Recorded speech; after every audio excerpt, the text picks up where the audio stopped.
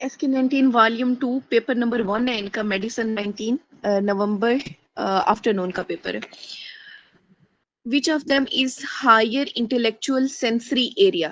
Actually जो higher intellectual sensory area है वो कौन सा होता है? हमारे पास वर्निकीज एरिया होता है। हमारे पास दो एरियाज हैं जो बार बार डिस्कस किए हुए हैं सीपीएसपी में, एक वर्निकी एरिया और दूसरा ब्रोकाज एरिया। जो वर्निकी एरिया होता है, डब्ल्यू है ना, डब्ल्यू से वर्निकी एरिया, डब्ल्यू से वर्डी। जो वर्निकी एरिया होता है ये वर्डी होता है, सिर्फ बोलता जाता है, इसमें कोई कंप्रीहेंशन नहीं होती स्पीच में, ठीक है। पता नहीं होता कि वो बंदा बोल क्या रहा है। खास तौर पे जो पुराने जमाने में वडेरे थे, उन्होंने अपने सर के ऊपर क्या रखी होती है? पगड़ी रखी होती है, ठीक है। तो उससे याद रखो सुपीरियर टेम्पोरल गाइरस या सुपीरियर टेम्पोरल एरिया इसमें इन्वॉल्व होगा। और है क्या? ये वर्डी है, इसमें कोई कंप्रीहेंशन नहीं है, इनमें उन्हें समझ नहीं आती कि वो बोलते क्या है। उसके बाद है हमारे पास ब्रोकाज एरिया, बी से ब्रोकाज एरिया, बी से ब्रोकन माउथ। तो जो ब्रोकाज एरिया इन्वॉल्व होगा उसमें क्या होगा? बंदा बोल नहीं सकता, स्पीच की एबिलिटी उसमें नहीं होती, ठीक है। और इसका एरिया कौन सा होगा? बोलते कहाँ से? हम मुंह से बोलते हैं, और हमारा मुंह किस साइड पे? ये फ्रंटल एरिया पे, और थोड़ा सा इंफीरियरली है। तो कौन सा लोब इन्वॉल्व होगा? Inferior frontal. अच्छा, नेक्स्ट है हमारे पास lymphatic drainage of anterior face and scalp. अब देखो, एंटीरियर फेस की बात हो, स्कैल्प की बात हो, या फिर एंटीरियर 2/3 ऑफ द टंग की बात हो, तो इन सब में सब मैंडिबुलर नोड इन्वॉल्व होते हैं। Lymphatic drainage of anterior face and scalp की हम बात कर रहे थे, वो कहाँ पे ड्रेन करते हैं? सब मैंडिबुलर नोड में। इसके अलावा एंटीरियर 2/3 ऑफ द टंग, वो भी कहाँ जाएगा? सब मैंडिबुलर नोड में। इसके अलावा टंग की आपसे पूछते होते हैं कि कहाँ कहाँ ड्रेन करते हैं। अगर एंटीरियर 2/3 की बात करें तो वो है सब मैंडिबुलर, लेकिन अगर पोस्टीरियर 1/3 की बात करें तो वो कहाँ जाएगा? हमारे पास डीप सर्वाइकल में। और पोस्टीरियर, मोस्ट पोस्टीरियर पार्ट भी हमारे पास कहाँ जा रहा है? डीप सर्वाइकल, और बिल्कुल posteriorly back of the tongue, बिल्कुल एंड पे, ठीक है। ये कहाँ जाएगा? रिट्रोफिरेंशियल लिम्फ नोड में। और इसके अलावा टिप ऑफ द टंग का पूछते हैं, वो कहाँ जाती है? सब मेंटल लिम्फ नोड में। अच्छा, नेक्स्ट है हमारे पास chromosomal abnormality was start by professor, his son got a long bone deformity by a marker that is usually gene expressive but can cause tumor of the long bone.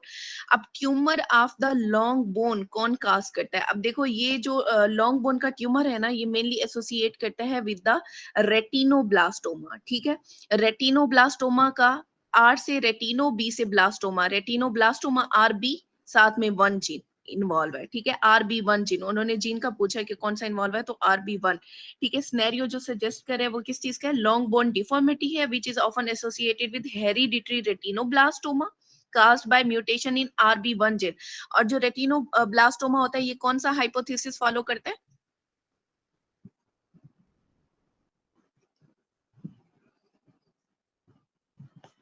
बताओ बच्चों, retinoblastoma कौन सा hypothesis follow करता है? To वाला कुछ था इस तरह, टू हिट हाइपोथेसिस, ठीक है। अच्छा, in hereditary retinoblastoma there is increase risk of developing secondary cancer, particularly कौन सा? Osteosarcoma, malignant tumour of the long bone जो है। अच्छा, RB1 जीन का फंक्शन क्या है? ये इनहिबिट करता है G1 to S phase of the cell cycle. और इनहेरिटेड म्यूटेशन जिसमें ऑटोसोमल डोमिनेंट म्यूटेशन आएगी रेटिनोब्लास्टोमा और ओस्टियोसार्कोमा की, और सोमैटिक म्यूटेशन उसमें भी क्या आएगा? Retinoblastoma, osteogenic sarcoma and carcinoma of the breast, lung and colon. अच्छा, नेक्स्ट है हमारे पास a patient blindfolded asked to identify the structure in the hand, which area assessment is being done. मतलब कि आंखें बंद करके आपने पहचानना है कि क्या है, तो कौन सा वो कह रहे हैं कि आप एरिया असेस कर रहे हो, तो ये कौन सा एरिया है? सुपीरियर पेराइटल लोब है। अगर याद रहता है तो ठीक है, वरना इसे ऐसे याद रखो कि बचपन में हम एक ड्रामा देखते होते थे, सोनपरी। तो सोनपरी जो फ्रूटी को कहती थी आंखें बंद करो, और वो जो चीज मांगती थी वो उसके सामने आ जाती थी, ठीक है। तो सोनपरी, एस से सुपीरियर, परी से पेराइटल, सुपीरियर पेराइटल लोब। आंख बंद करो और इमेजिन करो कि जो चीज आपको चाहिए, ठीक है। अच्छा, इसके अलावा सोमैटोसेंसरी है आई थिंक, या हाँ, या सोमेस्थेटिक एसोसिएशन एरिया, कोई इस तरह का वो एरिया। डॉर्सल कॉलम मीडियल लंबोस्कस के साथ भी आता है। डॉर्सल कॉलम के साथ मुझे वैसे याद नहीं है ये, लेकिन ये जो आप कह रहे हो ना सुमेस्थेटिक एसोसिएशन एरिया, ये मुझे लग रहा है ये इसके साथ ये सिनेरियो आया हुआ है। ये एक दफा देख लेना, क्योंकि आप तो एसकेएस पढ़ रहे हो ना, तो उसमें अगर ये रिपीट हो तो देखना। अच्छा, लियन after superior parietal lobe interfere with the patient ability to combine, जैसे टच, प्रेशर, प्रोप्रियोसेप्शन। अब देखो वो जो आप कह रहे थे ना डॉर्सल कारम मीडियल लेमिनिस्कस, उसमें क्या था, 2 पॉइंट डिस्क्रिमिनेशन, प्रोप्रियोसेप्शन वगैरह, ठीक है, तो वो भी इन्वॉल्व हो सकती है। Proprioceptive impulses, so she is unable to appreciate texture, size and form. This loss of integration of sensory impulse, इसे हम क्या कहते हैं, ए स्टीरियोगोनोसिस कहते हैं। एग्जाम्पल उन्होंने क्या बताई हुई है, for example with the eyes closed individual would be unable to recognise a key placed in the hand. अच्छा, नेक्स्ट है, a patient present with the cardiac facial corneal defect along with the hypotonia and failure to thrive, diagnosed as Zilviger syndrome, in which there is accumulation of long chain fatty acid caused by, actually ये जो disease है ना, ये किसकी वजह से हो रही है, peroxisome की वजह से, ठीक है।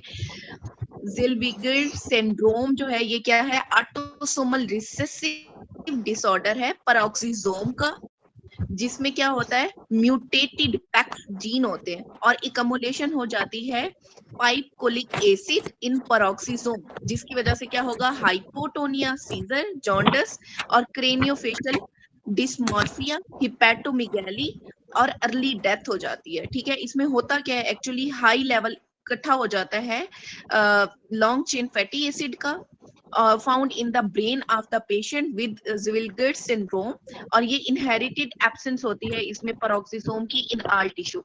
ये है, आपको बच्चा दिखाया हुआ है, ठीक है, पेरोक्सिसोमल डिसऑर्डर है एक्चुअली ये ज़िविलगर्ड मैम सिंड्रोम, इसके साथ जिसमें 2 एमसीक्यूज सेरिब्रो और भी है हिपैटो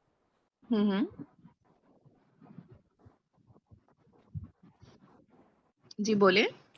कि लॉन्ग चेन फैटी एसिड की वो मेटाबॉलिज्म कहाँ पे होती है, पेरोक्सिसोम पे, और शॉर्ट चेन फैटी एसिड की माइटोकॉन्ड्रिया पे। तो इस वजह हाँ से जी, जब पेरोक्सिसोम में कोई डिफेक्ट होगा तो इसलिए जो लॉन्ग चेन फैटी एसिड है ना, उनका लेवल हाई होगा क्योंकि उनकी मेटाबॉलिज्म हाई नहीं होगा। होगी ना। हाँ जी, और ये अफेक्ट कहाँ कहाँ पे कर रहा है, ब्रेन पे, लीवर पे और किडनी पे। इसी वजह से हमने इसे क्या कहा है, सेरिब्रो हिपैटो रीनल सिंड्रोम भी कहा है, ठीक है।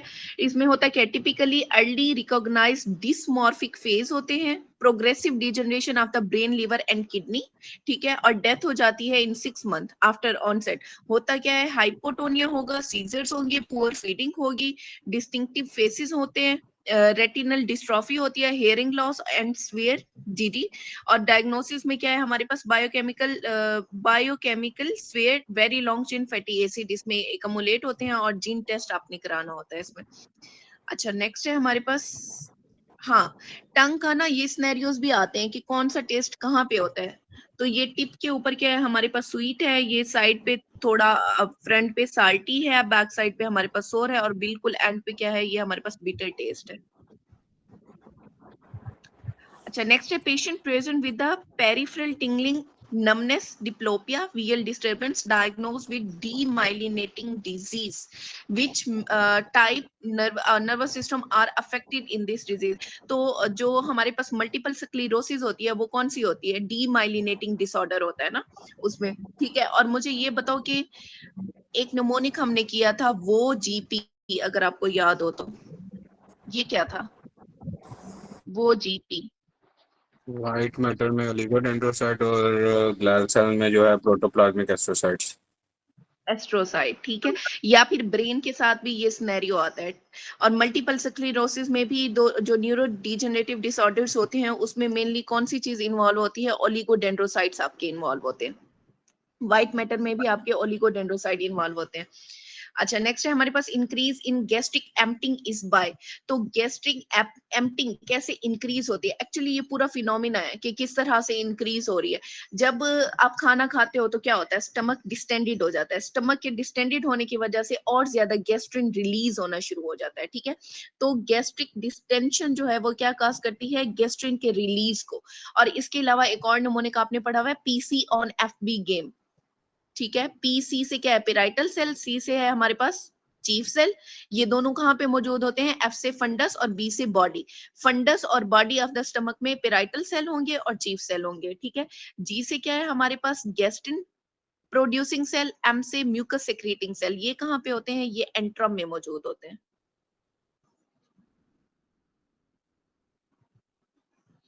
What is the primary physiological change associated after alcohol consumption? अब अल्कोहल कंजम्पशन के बाद क्या होता है? एक्चुअली जो अल्कोहल है ना, इसने क्या करना है? डिक्रीज कर देना है यूरिन की स्पेसिफिक ग्रेविटी को, मतलब एक्ट करता है एज अ, इसने डायूरेसिस के तौर पे एक्ट करना है, इनहिबिट करना है secretion of anti diuretic hormone. अब एंटी डायूरेटिक हार्मोन का क्या काम था? ADH, anti diuretic hormone. इसने करना था पानी बचाओ मुहिम, ठीक है। अब क्योंकि अल्कोहल ने पानी बचाओ मुहिम को ही रोक दिया, तो उससे क्या होगा? बहुत ज्यादा पानी जिस्म से बाहर जाएगा, यूरिनेशन ज्यादा हो जाएगी। जब यूरिनेशन ज्यादा होगी तो क्या होगा? उसमें specific gravity of the urine जो है वो कम हो जाती है, decrease urine specific gravity. Next है हमारे पास lactic acid injection was given to the patient through IV line. It will increase respiratory rate by acting on. अब मुझे ये बताओ, लैक्टिक एसिड हमने ये वर्ड जो है वो किस में पढ़ा है? बायोकेम में नहीं पढ़ा हुआ ज्यादा? लैक्टिक एसिड बायोकेम में ज्यादा पढ़ते हैं। तो बायोकेम के सी से याद रखो, chemo receptor. Increase respiratory rate by acting on, किसके ऊपर एक्ट करेगा? कीमो रिसेप्टर के ऊपर, अगर रेक्टाफाई करना है। अगर नहीं वैसे आपने याद रखना है तो मेडुला के अंदर 3 सेंटर होते हैं, VCR। वी से क्या है हमारे पास? वॉमिटिंग, कफ सी से और साथ में कफ, और आर से? Respiration. Very good, respiratory centre. तो ये 3 सेंटर होते हैं हमारे पास मेडुला के अंदर, vomiting, cough and respiratory centre. अच्छा नेक्स्ट है, a patient present with the boil on the perineal area, anal gland enlarge, rupture of the bile eroding the lateral wall will lead to spread of pus into। तो पस ज्यादातर कहाँ पे spread होगी? वो होती है हमारे पास इस्क्योरेक्टल फोसा के अंदर स्प्रेड। ये शो कराया हुआ है आपको इस्क्योरेक्टल फोसा, ठीक है। और इसकी वॉल का जो आता है ना हमारे पास, लेटरल लिवेटर एनाई मसल का भी आता है और ऑब्स्चुरेटर इंटरनस मसल का भी सिनेरियो आता है।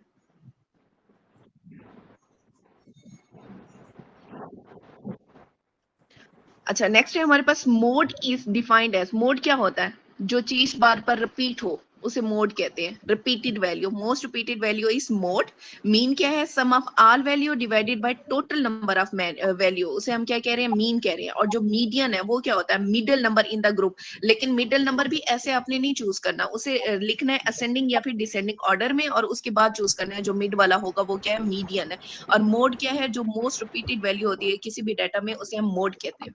नेक्स्ट है हमारे पास, left circumflex artery occluded on the angiography as noted by doctor, area damage will B.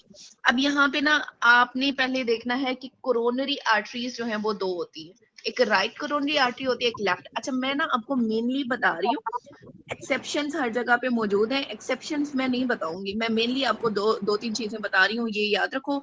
Exception वाली जो है वो फिर बाद में रेक्टिफाई करना। 2 होती हैं, एक राइट कोरोनरी आर्टरी होती है, एक लेफ्ट कोरोनरी आर्टरी होती है। अब जो राइट कोरोनरी आर्टरी होती है वो कहाँ पे रन करी होती है?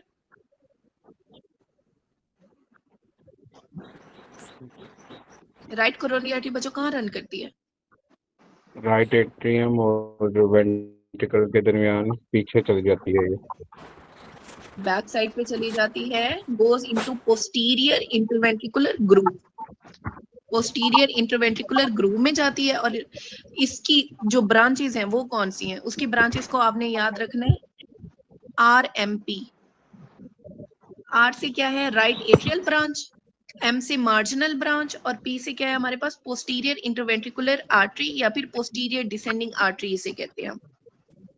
राइट एट्रियम को ये सप्लाई करती है, राइट वेंट्रिकल को सप्लाई करती है और मेजर कंडक्टिंग सिस्टम को सप्लाई करती है। मैंने आपको पहले कहा कि एक्सेप्शंस आर ऑलवेज देयर, लेकिन मैं मेनली आपको बता रही हूँ। लेफ्ट कोरोनरी आर्टरी जो है उसकी मेन जो ब्रांच है वो कौन सी है? Left anterior descending. लाडा, लाडली जो है, लेफ्ट एंटीरियर डिसेंडिंग आर्टरी, ठीक है। अच्छा, इसने सप्लाई करना है लेफ्ट एंटीरियर डिसेंडिंग, एक ये होगी, और दूसरी लेफ्ट सर्कमफ्लेक्स आर्टरी। अब जो लेफ्ट सर्कमफ्लेक्स आर्टरी है, इसने कहाँ कहाँ सप्लाई करना है? लेफ्ट एट्रियम को, लेफ्ट वेंट्रिकल को, और left branch of AV bundle को सप्लाई करना है।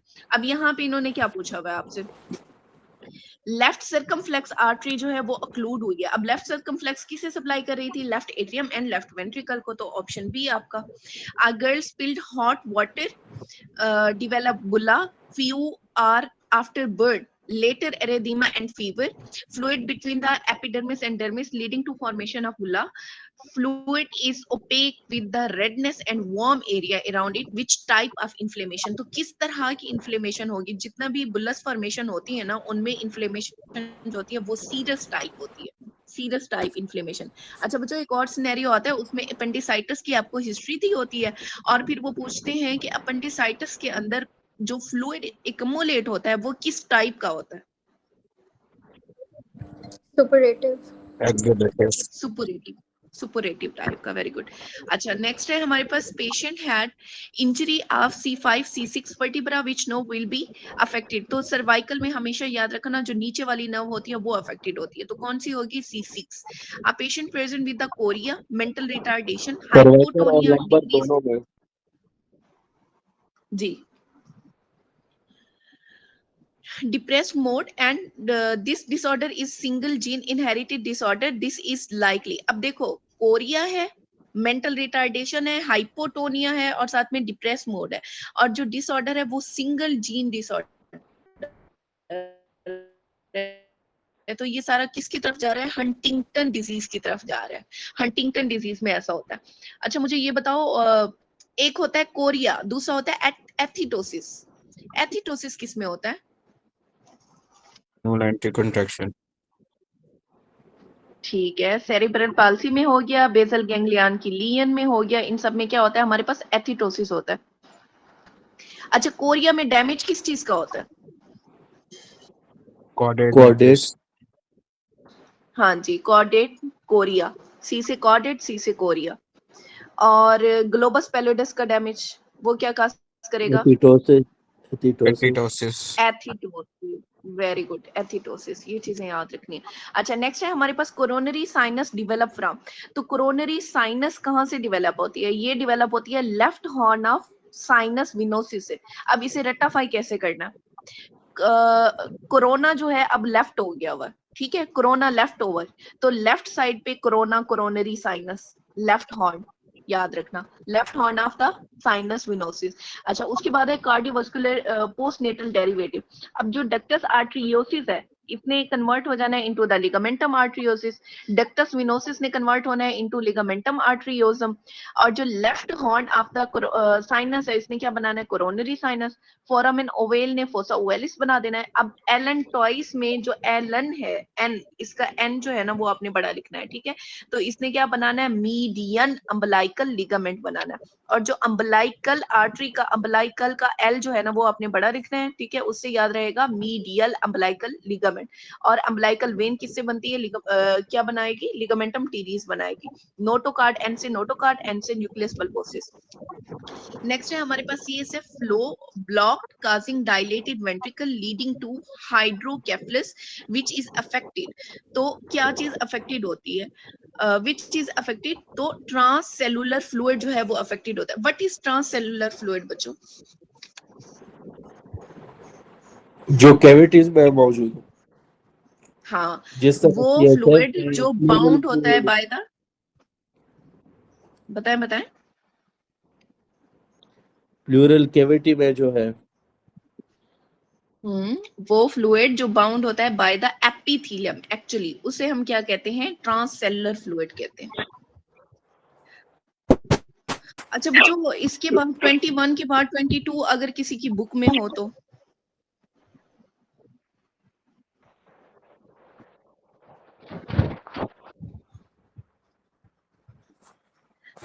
a patient present with a chronic fever, night sweat, headache, lethargy, weight loss, cervical lymphadenopathy, epithelioid cell in the sputum, x ray के ऊपर diffuse nodular opacities मिल रही है in the apical lobe, which type of necrosis in large lymph node. Actually इसे देखने की भी जरूरत नहीं है, वो सारे सिम्टम उसने बताए हुए हैं कि क्रोनिक फीवर है, नाइट स्वेट्स हैं और वेट लॉस हो रहा है, लिथार्जिक है, सर्वाइकल लिम्फेडिनोपैथी है, एपिथेलाइड सेल है, सब सजेस्ट कर रहे हैं कौन सी डिजीज को? ट्यूबरकुलोसिस। ट्यूबरकुलोसिस। ट्यूबरकुलोसिस में कौन सी टाइप की नेक्रोसिस होती है? केशियस। और नॉन केशियस किस में होती है? सर्काइडोसिस। सार्कोइडोसिस। सार्काइडोसिस में। कोआगुलेटिव नेक्रोसिस किस में होगी?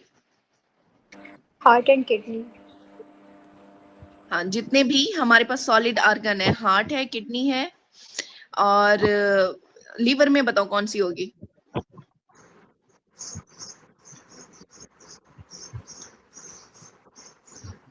स्प्लीन। इन सब में क्या होता है? कोआगुलेटिव। सॉलिड ऑर्गन जितने भी होंगे उनमें कोआगुलेटिव नेक्रोसिस होती है। लिक्विफेक्टिव किस में होगी? ब्रेन में। ब्रेन में।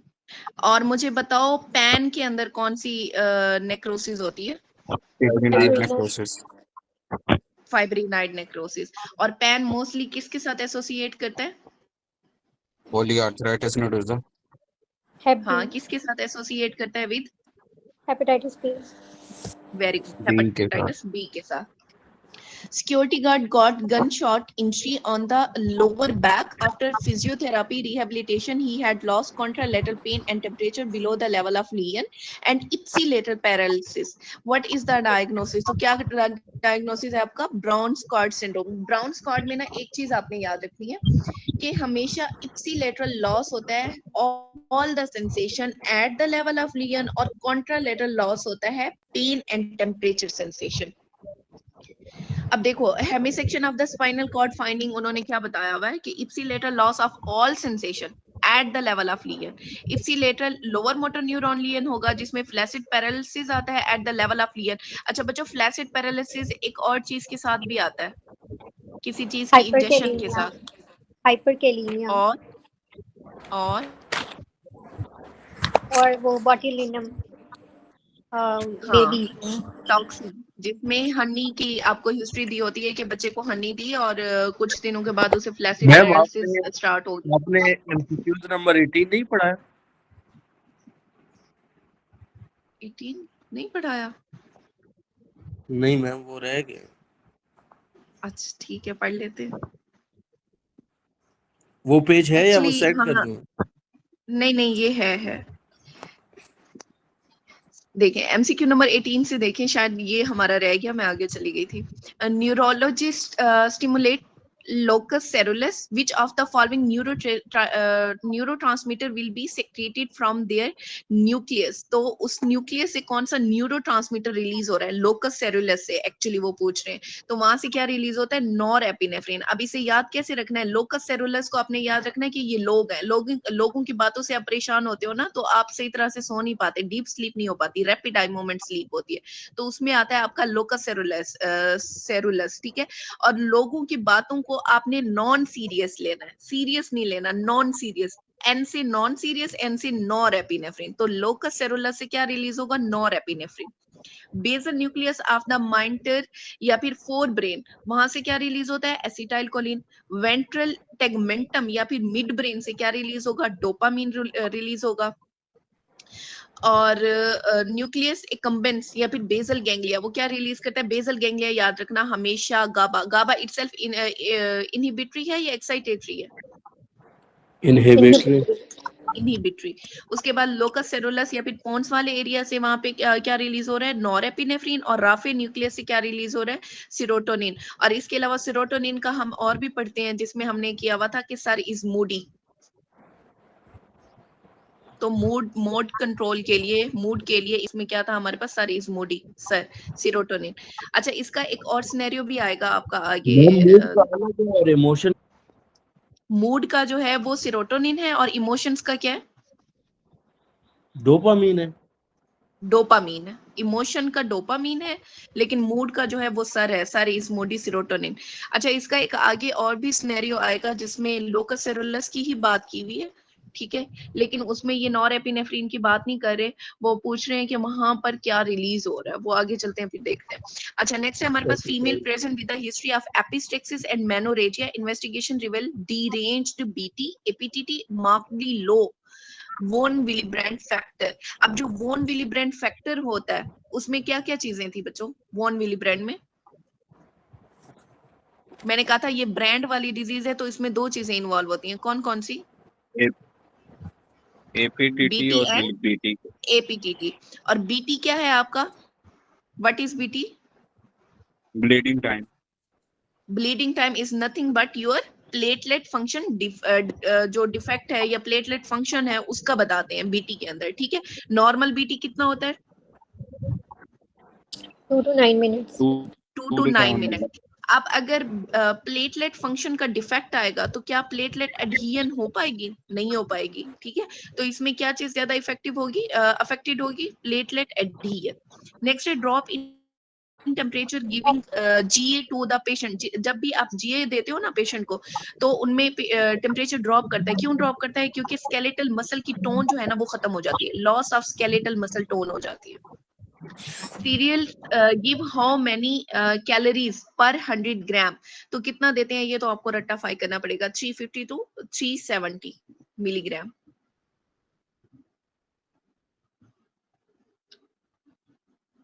अच्छा बच्चों अब 37 पे आ जाओ। सिमिलैरिटी बिटवीन द को ट्रांसपोर्ट एंड फैसिलिटेटेड डिफियन। अब को ट्रांसपोर्ट एंड फैसिलिटेटेड डिफियन दोनों के दरमियान सिमिलैरिटी क्या है कि ये दोनों कैरियर मीडिएटेड है। नेक्स्ट है बर्किट लिम्फोमा ट्रांसलोकेशन, तो इसे हमने याद किया हुआ है बरकत वाले दिन से, दैट इज 814। और मेंटल सेल लिम्फोमा, जो मेंटल लोग होते हैं वो 11-22 की जगह 11-14 पे कॉल करते हैं। और 11-18 is marginal zone lymphoma and 14-18 is your follicular lymphoma जिसमें बीसीएल एक्टिवेशन हो रही है। नेक्स्ट है हमारे पास 15-17 APL formed by M3 type of AML, और 922 ये किसमें होता है? फिलाडेल्फिया क्रोमोसोम में। Child having hydrocephalus due to defect in, तो किस चीज में डिफेक्ट होगा? अरेक्नाइड ग्रेन्युलेशन में डिफेक्ट होगा। Patient present with the present after RTA, you are advised to make histology slide containing muscle fasciculation surrounding by connective tissue and a layer termed as। तो बच्चों इसे मैंने याद कराया हुआ है आपको, epic ENT professor bends knee and as a single individual। कोई इलैबोरेट करेगा इस नमूने को?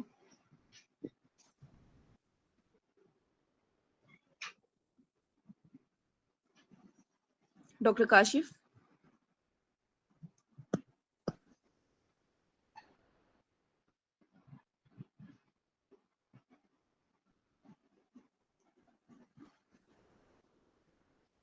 मैम मुझे तो निमोनिक याद नहीं है। मैम निमोनिक तो नहीं पता, लेकिन ये पता है कि जो ये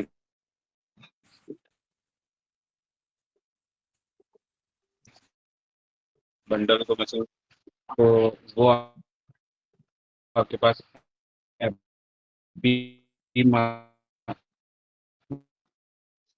लिए फिर बता देती हूँ। देखो epic ENT professor bends knee and as a single individual, ये आपका निमोनिक है। एपिक से क्या है हमारे पास? EPICE। एपिक से एपीमाइसियम याद रखो। ईएनटी मतलब इंटायर, ठीक है, तो इनक्लोज करेगा इंटायर मसल को, वो क्या है हमारे पास? एपीमाइसियम है। उसके बाद है ENT professor bends knee and as a single individual. And से याद रखो क्या? एंडोमाइसियम, सिंगल है ना आगे, ठीक है, तो सिंगल मसल फाइबर याद रखो, तो एंडोमाइसियम ने इनक्लोज किया सिंगल मसल फाइबर को। उसके बाद प्रोफेसर के पी से याद रखना है पेरीमाइसियम। प्रोफेसर बेंड्स नी, तो बेंड के बी से bundle of the muscle fibre याद रखो, जिसे आप क्या कहते हो? फेसिकुलस कहते हो। और सेम आपने नर्व फाइबर के लिए याद रखना है, बस माइसियम की जगह आपने न्यूरियम लगा देना है। तो ये आपका पूरा हो गया, epic ENT professor bends knee and as a single individual.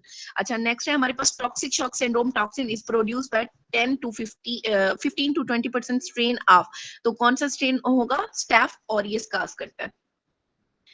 Approximately 5 to 25% of isolated Staph aureus carry gene for TSST, ये टॉक्सिक शॉक सिंड्रोम टॉक्सिन का, ठीक है। नेक्स्ट है हमारे पास 27-year-old woman present with the complaint of weight gain, irregular menstrual cycle and fatigue. Last year she experienced a complicated delivery requiring 2 unit of the blood transfusion. She was unable to breastfeed. अब यहाँ पे important चीज क्या है, देखो delivery के बाद उसे ये सारा सिम्टम आ रहे हैं, अब वो ब्रेस्ट फीड भी नहीं करा पा रही, ब्रेस्ट एट्रोफी भी हो रही है, ठीक है, स्किन उसकी ड्राई है और हाइपोटेंशन में है। तो बताओ क्या हो रहा है। तो ये टिपिकल सिनेरियो है शीहान सिंड्रोम का। ये हमारे पास शीहान सिंड्रोम, इसमें क्या होता है, पोस्ट पार्टम पिट्यूटरी नेक्रोसिस होता है। सब पहले एक्चुअली प्रेगनेंसी के अंदर क्या होता है, बाकी सारी नीड को फुलफाई करने के लिए ना पिट्यूटरी की हाइपरट्रॉफी होना शुरू हो जाती है, ठीक है। अब हाइपरट्रॉफी ऑफ द पिट्यूटरी हो गई, लेकिन उसके बाद जैसे डिलीवरी होती है तो ब्लड सप्लाई टुवर्ड्स जो पिट्यूटरी है वो कम होना शुरू हो गई। और अगर बहुत ज्यादा ब्लीडिंग हो गई है, फीमेल को एक्सेसिव पीपीएच में चली गई है, उससे क्या होगा, हाइपोवोलेमिक शॉक होगा, रिड्यूस हो जाएगी ब्लड सप्लाई, जिसकी वजह से ischaemic necrosis of the pituitary start हो जाता है। अब देखो पिट्यूटरी क्या कह रहा है, I am starving dying in hunger, ठीक है। और ये फीमेल आपको दिखाई हुई है विद पीपीएच, उससे क्या होगा, हाइपोपिट्यूटरिज्म, हाइपोपिट्यूटरिज्म की वजह से क्या हो रहा है, रिड्यूस प्रोलैक्टिन, जब प्रोलैक्टिन नहीं होगा तो लैक्टेशन नहीं होगी, जब लैक्टेशन नहीं होगी तो देखो ये बेबी क्राई कर रहे हैं कि मुझे पैदा क्यों किया है, कि जब आप मुझे फीड ही नहीं करा पा रही, ठीक है, तो फीडिंग इशू आ रहा है। उसके बाद एंटीरियर पिट्यूटरी डिसफंक्शन होगा मोर प्रोनाउंस, जैसे सेकेंडरी एमिनोरिया और ब्रेस्ट एट्रोफी होगी। अब देखो यहाँ पे नीचे क्या लिखा हुआ है, no menses and no mess, और वीकनेस एस्थीजिया होगा, premature ageing with hair loss. और ये मदर क्या कह रही है, this child costed me my youth and my hair. ये है आपका शीहान सिंड्रोम।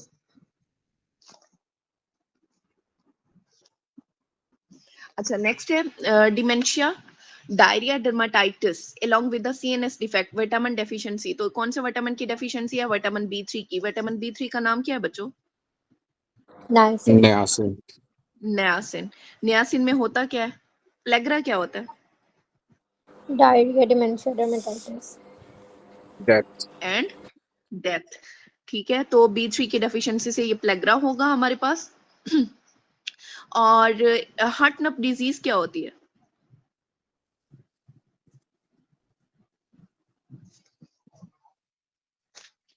मैम वो ट्रिप्टोफैन की डेफिशिएंसी की वजह से।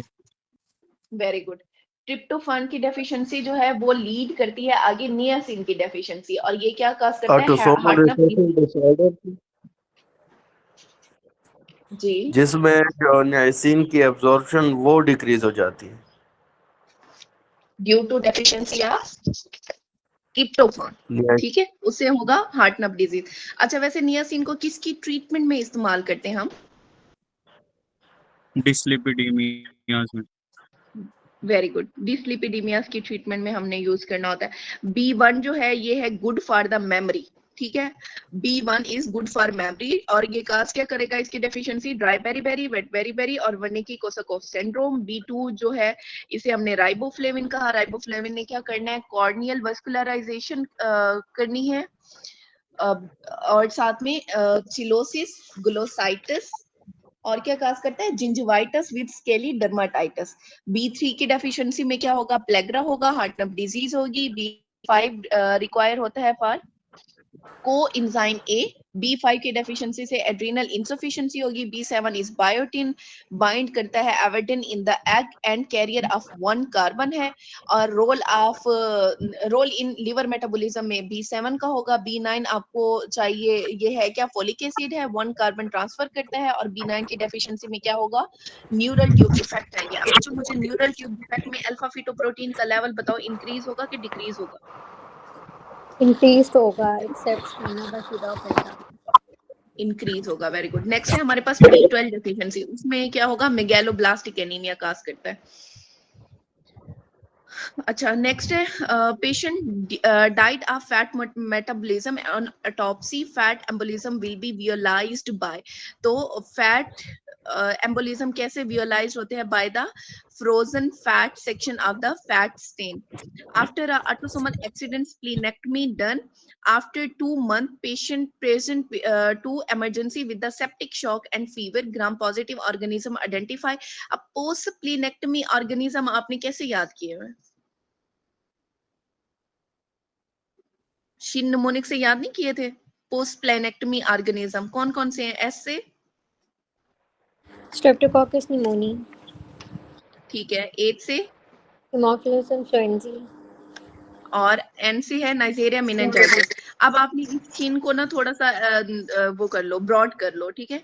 शिन बीएससी कर लो, आपकी मर्जी। वैसे आपकी अपनी ही बुक में फर्स्ट एड में ये निमोनिक दिया हुआ है। प्लीज शाइन माई।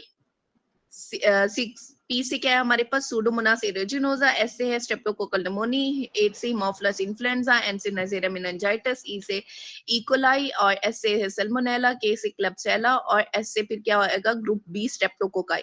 और पोस्ट प्लीनेक्टमी आपको मिलते क्या है? हॉल जॉली बॉडीज मिलेंगी, टारगेट सेल मिलेंगे, थ्रोम्बोसाइटोसिस होगा और लिम्फोसाइटोसिस जिसमें लॉस ऑफ सिक्वेस्ट्रेशन हो जाती है।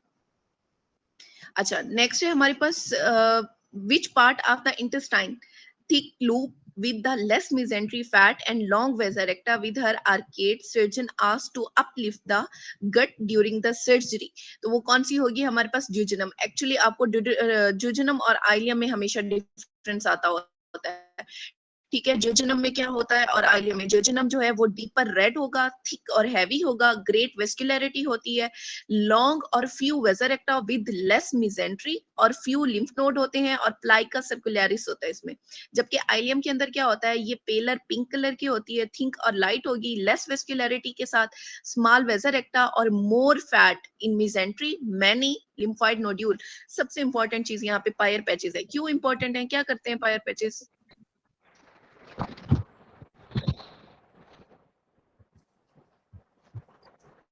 क्या करते हैं बच्चों? पायर पैचेस में क्या हो रहा होता है? लिम्फोइड ऑर्गन है मैम, यहाँ पे जो है वो लिम्फोसाइट्स होते हैं जो प्रोटेक्शन प्रोवाइड करते हैं कोई भी ऑर्गेनिज्म के अगेंस्ट। ठीक है। आईजीए कहाँ पे बनते हैं? आईजीए कहाँ बनता है?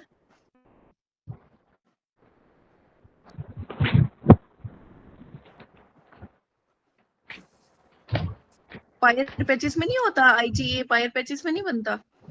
जी मैम, सिक्रीशन से रिलेटेड है इसका, और ब्रेस्ट Good. मिल्क से और इधर से लाइवा से।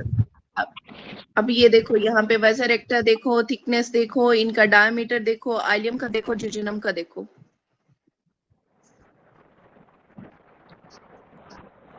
अच्छा, इसके अलावा बच्चों हमने एक और नमूने किया हुआ है, आयरन फिस्ट ब्रो। क्या है ये?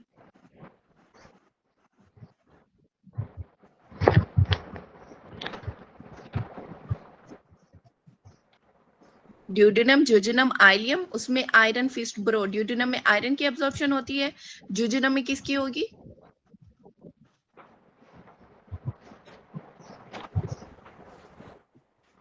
बोलो क्या हो गया? ज्यूजेनम में किसकी एब्जॉर्प्शन होती है? Folic acid. फोलिक एसिड की, ठीक है। और इलियम में किसकी होगी? विटामिन B12, विटामिन B12 की। अच्छा, नेक्स्ट है, a person was lying down and ingested a coin accidentally, it was lodged in, तो ये कहाँ पे लॉज होगा? Apical segment of right lower lobe में। Foreign body in the supine position, supine position में कहाँ जाती है? राइट लोअर लोब में जाती है। अगर हो इन स्टैंडिंग या अपलिफ्ट पोजीशन तो फिर कहाँ जाएगी? Posterior basal segment of right lower lobe में जाएगी।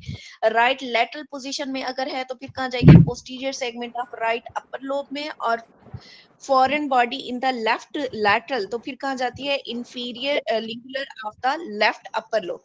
नेक्स्ट है, group of mice was taken and injection of the plastic hydrocarbon was given.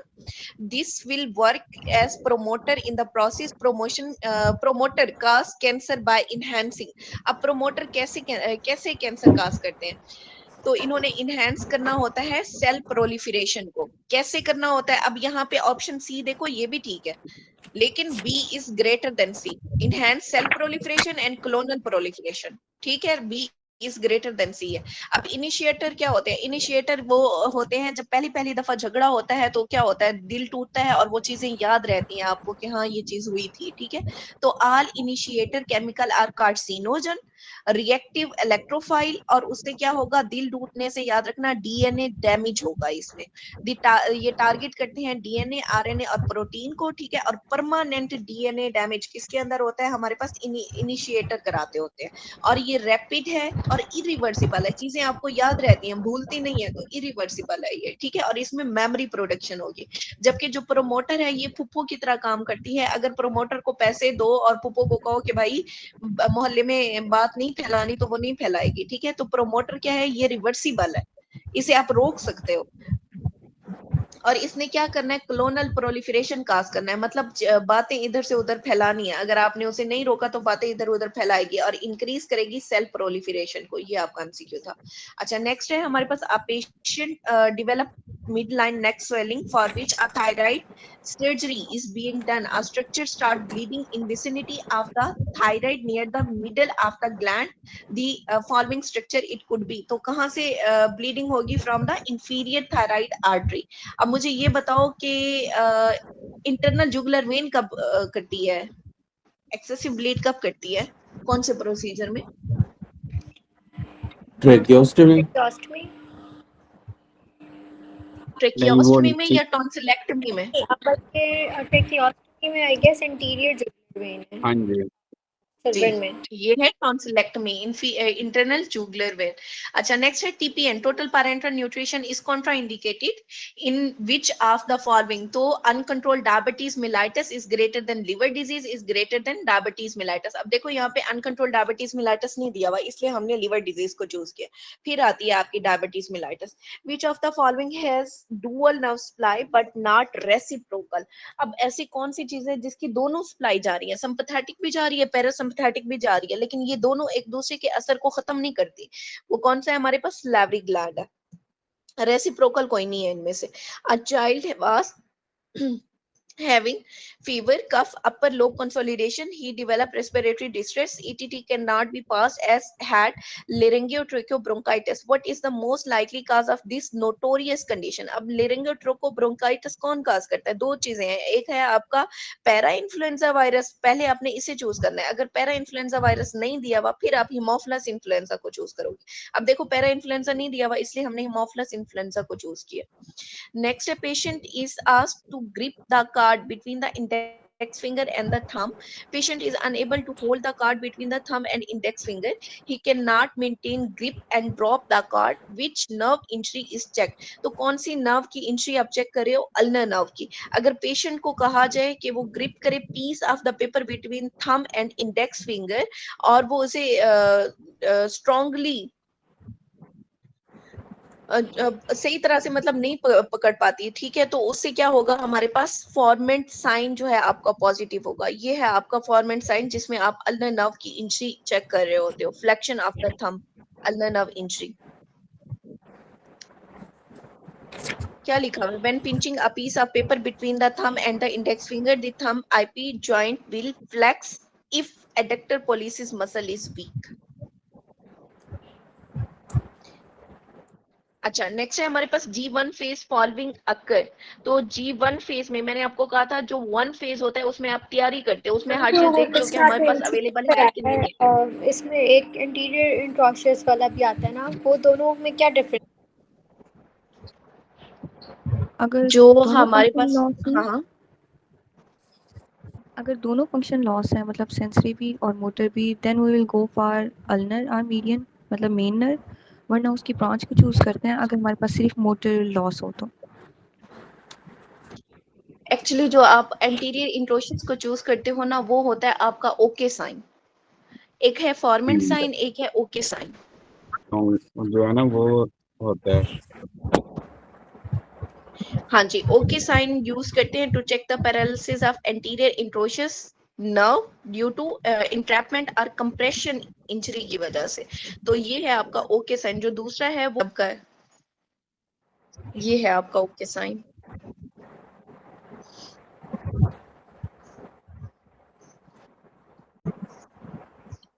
अच्छा, जीवन फेज में मैंने आपको क्या कहा था कि हर चीज को आपने देखना है कि अवेलेबल है तो उसकी डुप्लीकेशन स्टार्ट हो जाएगी, ठीक है। तो इसमें क्या होगा, duplication of centrosomes, infection in the kidney, pus up to Gerota's, fascia with the fascia intact it can spread to. अब देखो फेशिया इंटैक्ट है तो ये कहाँ तक स्प्रेड करेगी, ये स्प्रेड करेगी इनफीडली टू द पेल्विस, दूसरी साइड पे नहीं जाएगी क्योंकि फेशिया इंटैक्ट है। IVCA-CL2 was given to a rat in the laboratory which lead to, तो उससे क्या होगा हमारे पास, इंक्रीज 2,4,2,5 डाईहाइड्रोक्सीकोलीकैल्सिफेरॉल। तो ये आपका ऑप्शन डी है, बी नहीं है, इंक्रीज होता है 24-25 डाईहाइड्रोक्सीकोलीकैल्सिफेरॉल। अब देखो हाइपर कैल्सीमिया का क्या इफेक्ट है, पोलीयूरिया होगा, lead to formation of 24-25 dihydroxycholecalciferol. 24-25 dihydroxycholecalciferol will not be converted to 1,2,5 or dihydroxycholecalciferol, so it affect the formation of 1,2,5 dihydroxycholecalciferol और vice versa for the hypocalcaemia. Next है हमारे पास dysplasia, differ from the cancer by, तो कैसे different होता है, क्योंकि इसने इन्वेट करना है बेसमेंट मेम्ब्रेन को, invasion to the basement membrane. Increase in right atrial pressure lead to which important mechanism of the atria, तो उसमें क्या होगा, जब राइट एट्रियल प्रेशर में प्रेशर इंक्रीज होगा तो एट्रिया से ही हमारे पास ANP रिलीज होता है, तो वो इंक्रीज हो जाएगा आपका ANP। एक्चुअली यहाँ पे ये वो करा रहे हैं आपको, एल्डोस्टेरॉन एस्केप मैकेनिज्म बताने की कोशिश कर रहे हैं। अब कौन बताएगा एल्डोस्टेरॉन एस्केप मैकेनिज्म?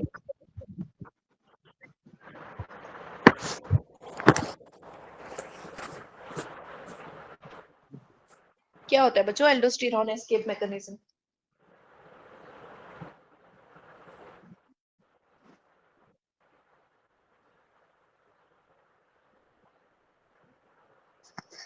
इफेक्ट करेगा।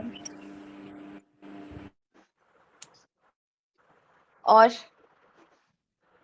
पूरा मैकेनिज्म बताओ ना, जब बता रहे हो थोड़ा बहुत बता रहे हो तो पूरा एक्सप्लेन भी कर दो। कर लेता है कि ब्लड फ्लो या जो भी है मतलब हाइपोवॉल्यूमिया हो गया, ठीक है, उसकी वजह से एंजियोटेंसिन सिस्टम एक्टिवेट हो जाता है, वो एल्डोस्टेरॉन को सीक्रेट करता है। एल्डोस्टेरॉन का काम क्या होता है कि सोडियम और वाटर की रिएब्जॉर्प्शन करता है, और ये पेराइटल सेल पे और जो इंटरस्टिशियल सेल ठीक है है। वहाँ हाइड्रोजन की सिक्रीशन करता है, और पेराइटल सेल में सोडियम की एब्जॉर्प्शन और पोटेशियम की एक्सक्रीशन करता है, और इसकी वजह से ये है मैम, ठीक है। कौन ठीक है, डिजीज में और क्या फिर होता है जब कि ज्यादा एल्डोस्टेरॉन वॉल्यूम, ज्यादा होता है, इसकी वजह से हाइपरटेंशन होता है और हाइपोकैलेमिया, और एडिसन डिजीज में एल्डोस्टेरॉन कम होता है, उसकी वजह से क्या होता है कि हाइपोटेंशन और हाइपरकैलेमिया। ठीक है। अच्छा चलो आगे। Patient immunocompromised receive a transplant. Which of the following is most lethal for causing infection post transplant? तो पोस्ट ट्रांसप्लांट ऑर्गेनिज्म कौन सा होता है हमारे पास? Cytomegalovirus causing pneumonia and death. Next है Frank Starling law state that the force of the heart contraction depend on. अब Frank Starling law को ना आपने फ्रैंक स्टार्लिंग लॉ नहीं पढ़ना, स्टारलिंग को ना आपने लेंथ पढ़ना, स्टार लेंथ, ठीक है। तो लेंथ से आपको याद रहेगा कि कुछ ना कुछ इसका जो रिलेशन है वो लेंथ के साथ है। तो क्या है इसमें, प्रोपोर्शनल होता है to initial length of the myocardial fibre. अब मसल जब स्ट्रेच होंगे तो उसमें क्या होगा, डेवलप हो जाएगी टेंशन और इंक्रीज हो जाएगा, मैक्सिमम जब इंक्रीज होगी टेंशन तो स्ट्रेच बढ़ेगा, स्ट्रेच बढ़ने की वजह से क्या होगा, आपका जो स्ट्रोक वॉल्यूम है, जितना ज्यादा स्ट्रेच होगा उतना ज्यादा आपका स्ट्रोक वॉल्यूम निकलेगा, ठीक है। इस चीज को आप क्या कह रहे हो, फ्रैंक स्टार्लिंग लॉ, ये एक दूसरे के डायरेक्टली प्रोपोर्शनल है। प्रेशर और प्रेशर और उसके बाद जितना उसकी लेंथ इंक्रीज होगी मसल की, ठीक है, उस उतना ज्यादा तेजी से वो जो है ना इजेक्शन फ्रैक्शन आपकी ज्यादा निकलेगी। For the heart the length of the muscle fibre is proportional to the end diastolic volume, और relation between the ventricular volume stroke volume and the end diastolic volume, इसी को हम क्या कहते हैं, फ्रैंक स्टार्लिंग लॉ। इसलिए मैंने कहा स्टार्लिंग को ना आप लेंथ से याद रखो, स्टार लेंथ पढ़ो। अच्छा नेक्स्ट है erythropoiesis is mainly stimulated by, तो एरिथ्रोपोइसिस कैसे स्टिमुलेट होती है? By the erythropoietin. और एरिथ्रोपोइटिन को कौन स्टिमुलेट करता है? हाइपोक्सिया स्टिमुलेट करता है। एरिथ्रोपोइटिन इनहिबिटेड बाय, तो कौन चीज इनहिबिट करती है? थियोफाइलिन इनहिबिट करता है। अब जो थियोफाइलिन का साइड इफेक्ट क्या होता है? nausea and vomiting, और seizures, रिफ्लेक्स टैकीकार्डिया। नाइट्रेट के साथ नाइट्रेट्स के साथ कॉज करेगा टेकिकार्डिया, और उसके अलावा एंजाइना को वर्सन करता है, न्यूरोटॉक्सिक है, कार्डियोटॉक्सिक है। Very good. अच्छा, नेक्स्ट है हमारे पास मोस्ट रैपिडली रीजनरेटिंग ऑर्गेनिज्म। तो ऑर्गन वो कौन सा है हमारे पास? लीवर है। अब यहाँ पे एक्चुअली इन्होंने बात की है कंपनसेटरी हाइपरप्लेसिया की। ये वर्ड याद रखना, कंपनसेटरी हाइपरप्लेसिया होता है लीवर के अंदर। Sterilisation involve different kind of techniques, heating kill all the other bacteria present in the medium other than the bacteria that also have spore in their transmission। तो कौन सा है? क्लोस्ट्रोडियम टेटेनाई है। इसके स्पोर जो है वो इतना जल्दी नहीं मरते, क्लोस्ट्रोडियम टेटेनाई के। अच्छा, नेक्स्ट रीहीटेड जो राइस है उसके अंदर कौन सा ऑर्गेनिज्म होता है? तो वो है Bacillus cereus. A group of the student were studying difference between the pressure of oxygen and carbon dioxide in different arteries of the body. They find major difference। तो major difference किसके दरमियान होता है? aorta and pulmonary artery में। Patient had MI and developed white infarct by। अब हमने दो mnemonic याद किए थे, एक है वेरिटिल और एक है पेल शौकत खानम हॉस्पिटल। तो वेरिटिल निमोनिक से आपने हेमरेजिक या रेड इन्फॉर्क जो है वो याद किया था। हेमरेजिक इन्फॉर्क किसकी वजह से होता है? Due to venous occlusion. Very के वी से याद रखना है वीनस एक्लूजन, ठीक है। टिल से, टी से क्या होगा? टेस्टिस, आई से इंटेस्टाइन, और डबल एल से हमारे पास लीवर और लंग हो गया। उसके बाद पेल इन्फॉर्क या फिर व्हाइट इन्फॉर्क, उसमें क्या होता है? आर्टीरियल ऑक्लूजन होती है। और शौकत खानम हॉस्पिटल, एस से स्प्लीन, खानम के से किडनी, और एच से क्या होगा हमारे पास? Heart. A known case tuberculosis present with left-sided massive pleural effusion. What is the most appropriate site of thoracocentesis? तो आप thoracocentesis कहाँ से करते हो? From lower border of 9th intercostal space in mid axillary line. Norepinephrine causes. तो norepinephrine क्या cause करती है? Increase rate of depolarization of SA node. Female with the increase ESR hyper gamma globulinemia, gamma globulin will cause, तो क्या cause करेगा? Increase करेगा rouleaux formation को। Patient of chronic renal failure present to emergency with the raised BP of 210/110. After initial management, investigation were advised which reveal a serum creatinine level of 8 mg per deciliter. Normal कितना होता है? 0.7 to 1.3. और function of which of the following structure is impaired? तो किस चीज का function impaired हुआ आपके? JG सेल का। Actually JG सेल क्या रिलीज कर रहे होते हैं? Renin. Very good, renin release करते हैं, ठीक है। अच्छा, नेक्स्ट है Down syndrome. Phenotype feature due to. तो डाउन सिंड्रोम में क्या होता है? खुद तो ये डाउन है लेकिन जीन की ओवर एक्सप्रेशन कराता है। तो क्या है? खुद डाउन और ओवर एक्सप्रेशन ऑफ जीन होती है इसमें। लेकिन अगर यहाँ पे आपके पास ये वर्ड दिया होता एपिजेनेटिक, तो आप उसे प्रेफर करते। Epigenetic is greater then over expression of gene. अच्छा, नेक्स्ट है हमारे पास 50-year-old man who has previous history of diabetic retinopathy. अच्छा नहीं, डाउन सिंड्रोम में 5 एज तो जरा मुझे बताओ। 5 A of Down syndrome. Advance maternal age है, अल्जाइमर्स डिजीज है, एवी सेप्टल डिफेक्ट है, और डेटनल एट्रीसिया है,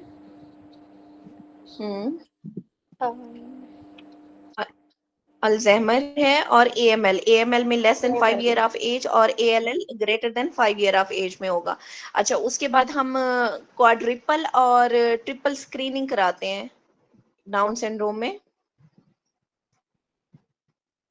क्या होता है उसमें?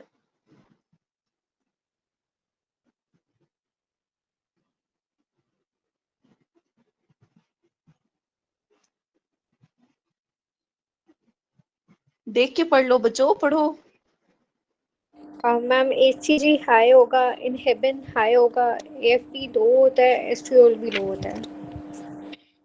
हाँ, एक होता है ट्रिपल स्क्रीनिंग, एक क्वाड्रिपल। जो ट्रिपल स्क्रीनिंग है उसमें आपने क्या कराना है, उसमें HCG होता है, अल्फा फिटोप्रोटीन होता है और ईस्ट्रायोल होता है। लेकिन अगर साथ इनहिबिन मिला लो तो ये क्या बन जाएगा, क्वाड्रिपल स्क्रीनिंग। याद कैसे रखना है, हाई न्यूमोनिक से, HI हाई।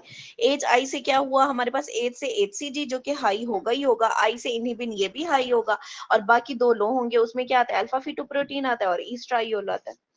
अच्छा, नेक्स्ट है हमारे पास 50-year-old man who has previous history of diabetic retinopathy. Am I present with the neck pain radiating to the jaw, sweating, palpitation? A diagnosis of MI is made which occur due to. तो ये किसकी वजह से होता है, MI किसकी वजह से होता है, एट्रियल आर्टरी के अंदर जब एम्बोलाइजेशन हो जाती है, ठीक है, आर्टीरियल एम्बोलिज्म की वजह से। Microtia and abnormality in external auditory ma'am meatus is due to ये माइक्रोशिया, आर्टीरियल थ्रोम्बोसिस। अच्छा, नेक्स्ट देखो, microtia and abnormality in the external auditory meatus is due to। तो ये किसकी वजह से हो रहा है, देखो माइक्रोशिया, हमारे कान कितने हैं, दो कान है ना, छोटे हैं या बड़े हैं, दो ही कान है, ठीक है, तो उससे भी याद रख सकते हो आप, first and second brachial arch. Microtia involve defect of the external ear that range from the small but well formed ear and absence of the ear, इसे हम कहते हैं anotia, because the external ear is derive from hillocks on the first two pharyngeal arches which are largely formed by neural crest cell. This is population play। अच्छा, मुझे ये बताओ, हमने एक क्या नमूने किया था इसमें, CAP, वो क्या है, क्लेफ्ट आर्चीज और left pouches। Arches and palate हाँ, पाउचेस। C से क्लेफ्ट, A से आर्चिस, P से पाउचेस, और हमने बाहर से अंदर की तरफ आना है, एक्टोडम, मीजोडम, एंडोडम। तो एक्टोडम में क्या आएगा, सी वाला क्लेफ्ट वाला, वो कहाँ से बनता है, एक्टोडम से। फिर मीजोडम में आर्चिस आ जाएगा, और पाउचेस किससे बनती हैं, वो एंडोडम से बनती है। अच्छा, नेक्स्ट है हमारे पास 74-year-old man having fatigue, pallor and weight loss, a yellow green pigment। Yellow green pigment बच्चों वैसे नॉर्मली कौन सा ऑर्गेनिज्म बनाता है ग्रीन पिगमेंट, ग्रीन यूडोमोनास। पिगमेंट किसके साथ होता है, Pseudomonas। सुडोमोनास। येलो पिगमेंट किसके साथ होता है, स्टाफ ऑरियस। Staph aureus. और रेड रस्टी स्पूटम का अगर बात हो तो वो किसमें होगा, मैम अगर तो वो स्पूटम की बात करें तो फिर तो क्लेप्सिएला आएगा ना। क्लेप्सिएला आएगा, ठीक है। लेकिन अच्छा, वो अब एक यहाँ पे और भी रेड पिगमेंट के साथ तो एक और वो आता है ना, बैक्टीरिया सेराशिया, पता नहीं कुछ ऐसा करके उसका नाम है। सूडोमोनास आता है ना, जी से ग्रीन पिगमेंट जो है वो नहीं, रेड, सूडोमोनास के। जो रेड पिगमेंट वाला भी एक आपने बताया था, सेराशिया, पता नहीं कुछ इस तरह का नाम। अच्छा, yellow green pigment scene in the liver which turn blue on staining. तो वो कौन सा होगा हमारे पास, लिपोफिलियन। नेक्स्ट है हमारे पास, a patient with the flexible joint and velvety skin diagnose as a Marfan syndrome in which defective protein is. अब मैंने आपको कहा था मार्फन का F बड़ा कर लो, F से फिब्रिलिन प्रोटीन याद रखना है, F से क्रोमोसोम नंबर 15 याद रखना है, और मेनली जो इसका सिनेरियो आता है ना, वो लेंस डिसलोकेशन के साथ आता है, जिसमें एक्टोपिया लेंटिस की बात की होती है। अब मुझे ये बताओ, ये ऑटोसोमल डोमिनेंट है कि रिसेसिव है, डोमिनेंट। ऑटोसोमल डोमिनेंट है, वेरी गुड। और इसे हमने याद कैसे किया हुआ है, मार्फन से ही याद किया था। M से क्या है, माइटल वार प्रोलैप्स हो जाएगा, और A से एओर्टिक एन्यूरिज्म, R से रेटिनल डिटैचमेंट, F से फिब्रिलिन जीन डिफेक्ट जिसमें FBN1 जीन का डिफेक्ट आता है क्रोमोसोम नंबर 15 के ऊपर, A से एरिकेनोडिक्टेली, N से नेगेटिव नाइट्रोप्रोसाइट टेस्ट होगा, और S से सबलक्सेशन ऑफ द लेंस हो जाता है। अच्छा, नेक्स्ट है हमारे पास, female diabetic patient came in OPD with the BP 100/80, pulse 110, glucose 40. She came 2 days earlier when the doctor suggests a new antihypertensive. But she started 2 days ago. Which drug is likely responsible? तो कौन सी drug responsible होगी, actually जो beta blocker है ना, ये responsible होते हैं, hypoglycaemia काज करते हैं। अब यहाँ पे बीटा ब्लॉकर कौन सा दिया हुआ है, प्रोप्रानोलोल। प्रोप्रानोलोल क्या है, नॉन सिलेक्टिव बीटा ब्लॉकर है, इसने हाइपोग्लाइसीमिया काज करना है बाय इनहिबिटिंग द ग्लाइकोजिनोलाइसिस, और मास्क कर देता है हाइपोग्लाइसीमिक सिम्टम, जैसे उसमें खासतौर पे ट्रेमर और पैल्पिटेशन आपको मिलती है। नेक्स्ट है हमारे पास रेम, ये था वो जो मैं आपको बता रही थी कि ये आगे भी आएगा। REM sleep related to rapid eye movement sleep, किसके साथ रिलेट करता है? तो कोलिनर्जिक। कोलिनर्जिक कौन से हैं हमारे पास? Acetylcholine. और रैपिड आई मूवमेंट स्लीप का जो वो है न्यूक्लियस है, वो कौन सा है? लोकस कैरोलिस। लोकस सेरुलस, ठीक है। और जो नॉन रैपिड आई मूवमेंट का है उसमें क्या रिलीज होगा? Serotonin is greater than GABA. Next है most important feature of HELLP syndrome. अब what is HELLP syndrome? Doctor Memona आपको पढ़ाया था मैंने। Hemolysis, elevated liver enzyme, low platelet count, and very good. अब इसमें हो क्या रहा है? Low platelet count, LP. तो उससे क्या होगा? थ्रोम्बोसाइटोपिनिया। मैम एक्चुअली ऊपर ना व्हाट एक इज एमसीक्यू हेल्प सा मैं सिंड्रोम? जरा जल्दी में थी, जो आपने अभी बताया प्रोपेनोल। डॉक्टर अरमीज में डायूरेटिक वाला क्या? जो है ना वो हाइपर मैम इसका जो तो ये वो नहीं था ग्लाइसीमिया कि करवाता है। हाइपरग्लाइसीमिया करवाता है? एक उसके साथ भी आता है, तो वो यही सिनेरियो किधर गया? हाँ, which nerve pass through the foramen ovale. तो फोरामेन ओवेल से क्या पास करता है? तो इसे याद रखना है, मेल थ्रू मेल ओवेल। का निमोनिक मेल है, पास मैंडिबुलर करता है। नर्व, हाँ मैंडिबुलर जी, नर्व, और accessory meningeal artery, lesser petrosal nerve और इमिसरी वेन्स। इमिश्री वेन्स, ठीक है। तो ये मेल थ्रू ओवेल आपने याद रखना है। फोरामेन ओवेल से एसेसरी मेनिंजियल आर्टरी पास करी है। फोरामेन स्पाइनोजम से क्या पास कर रहा है? Middle meningeal artery. और सुपीरियर ऑर्बिटल फिशर से हमारे पास V1 ऑप्थेल्मिक ब्रांच जो है वो पास करी है। और रोटेंडम से क्या पास कर रहा है? हमारे पास V2 that is maxillary nerve. और फोरामेन ओवेल से V3 that is mandibular nerve, ठीक है, ये पास करिए। अच्छा, नेक्स्ट है हमारे पास female present with the mild fever, painful swelling of joints, और she is most likely suffering from. अब mild fever with painful swollen joints है तो किससे सफर करिए? From the septic arthritis. अगर रूमाटाइड आर्थराइटिस की बात करें तो उसमें मॉर्निंग स्टिफनेस आएगी, और ओस्टियो आर्थराइटिस की बात करें तो मॉर्निंग स्टिफनेस इफ प्रेजेंट तो वो कितना होगी? लेस देन 30 मिनट होगी। और Elder patient had injury due to fall, he can't recall past memory due to damage। तो अब देखो पास्ट की जो हिस्ट्री है ना वो उसने मतलब वो रिकॉल नहीं कर पा रहा। तो पुराने जमाने में जब हम देखते थे कोई ड्रामा वगैरह, अगर किसी बंदे की मेमोरी लॉस हो जाती थी तो उसे ना वो पुराने टेम्पल्स में लेके जाते थे, वहां जाके उनकी याददाश्त वापस आ जाती थी। तो उससे आपने याद रखना है टेम्पोरल लोब, ठीक है। नेक्स्ट है हमारे पास common opportunistic organism having HIV patient is which of the following. तो अपॉर्चुनिस्टिक ऑर्गेनिज्म वो कौन सा? HIV के पेशेंट में न्यूमोसिस्टिक जिरोविसाइड, जो जुरत वाला होगा उसने काज करना है। अच्छा, मुझे ये बताओ कि मेनिंजाइटिस इन HIV कौन काज करता है? डायरिया इन HIV कौन काज करता है? मेनिंजाइटिस क्रिप्टोकोकस नियोफॉर्मेंस, और जो डायरिया है वो क्रिप्टोस्पोरिडियम। क्रिप्टोस्पोरोडियम, very good. और अगर बर्ड्स की हिस्ट्री दी हुई हो और फिर निमोनिया की बात करें तो वो कौन काज करेगा? क्लेमाइडिया सिटाकी। सिटाकोसाई, ठीक है। अच्छा, नेक्स्ट है हमारे पास patient present with the pain in the right hypochondrium that worsen over the time after eating, the pain is aggravated by palpitation in the right hypochondrium and the patient tend to hold their breath during the palpation। और what is the acute most likely cholecystitis। diagnosis? क्या होगा? Acute cholecystitis.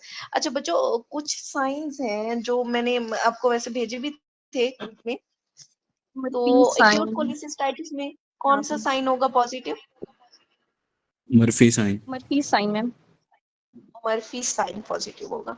अच्छा, next है हमारे पास 56 year old woman present with the bone pain, diffuse mineralization of the bone, hypercalcemia, anemia, hyper gammaglobulinemia, proteinuria and normal serum alkaline phosphate. This set of the finding is most suggestive of. तो ये सारा कुछ किसकी तरफ जा रहा है? Multiple multiple myeloma की माइलोमा। तरफ। Patient present with the painless penile ulcer with the everted margin if left untreated. The condition may progress to involve the central nervous system. This is most likely diagnosis. तो क्या diagnosis है? देखो यहाँ पे painless phenyl ulcer की बात की गई है, तो वो किस में मिलता है आपको? सिफिलिस में। लेकिन अगर मैं पेनफुल पिनाइल अल्सर की बात करूं फिर हेमोफिलस ड्यूक्रेई। चैनक्राइट। हिमोफिलस डुकराई, ठीक है। अच्छा, नेक्स्ट है हमारे पास unilateral severe episodic periorbital headache with tearing and conjunctival erythema. तो ये किस में मिलता है आपको? क्लस्टर हेडेक में मिलता है, यूनिलैटरल, एक साइड का है। नेक्स्ट है हमारे पास, a mother bring her son to the clinic with complain of barking cough. Barking cough ये हमारे एरिया में बहुत ज्यादा होती है, तो इसमें क्या इन्वॉल्व है, कौन सा एरिया अफेक्टेड है? तो larynx. A patient present with reduced lung volume and reduced FEV1. What type of defect is most likely? अब दोनों reduce है, वॉल्यूम भी, लंग वॉल्यूम और FEV1 भी, तो ये किस चीज में होगा? इंटरस्टिशियल defect है. Reduced lung volume and FEV1 are characteristic of restrictive lung disease, which is commonly associated with interstitial lung disease. These conditions affect the lung parenchyma, leading to fibrosis or swiftness, reduced compliance, or result in reduced lung volume. अच्छा, next है, in patient with the gastric ulcer due to reflux, which area is most likely affected? तो कौन सा area ज्यादा affect करेगा? Cardia of the stomach. अब मुझे ये बताओ बच्चों, जो फंडस ऑफ द स्टमक है उससे कौन सी आर्टरी सप्लाई कर रही है? Clinic artery, branch of coeliac trunk. तो सीलिएक से आएगी, सीलिएक ट्रंक से, सीलिएक ट्रंक से आती है, उसकी जो आगे कि शॉर्ट क्लिनिक आ जाएगी स्प्लेनिक तो शॉर्ट और आर्टरीज गैस जाके का, एक आर्टरी देगी। Short gastric arteries. हाँ शॉर्ट गैस्ट्रिक, वो जाके फंडस में फन क्रिएट करती हैं, शॉर्ट गैस्ट्रिक आर्टरी, छोटी छोटी गुदगुदी करना। अच्छा, नेक्स्ट है हमारे पास squamous cell carcinoma diagnose in a person who came from Dubai. अब देखो दुबई की हिस्ट्री है और पेनलेस हीमाचूरिया है, ठीक है, तो क्या होगा? शिस्टोसोमा हिमाटोबियम निकास करना है, ये लास्ट टाइम हमारे इसमें आया हुआ था एग्जाम में। अच्छा, नेक्स्ट है हमारे पास patient present with the right groin swelling located lateral and inferior to the pubic tubercle. अब lateral and inferior to the pubic tubercle, तो ये कौन सा होगा? Hernia, femoral lateral and hernia. Inferior femoral hernia. Fem अच्छा, next है हमारे पास a patient undergo mastectomy during which a muscle located beneath the fascia is removed. Which movement is most likely affected? तो कौन सी movement affected होगी? Abduction of the arm affected होगी। Actually कौन सा muscle involve हो रहा है?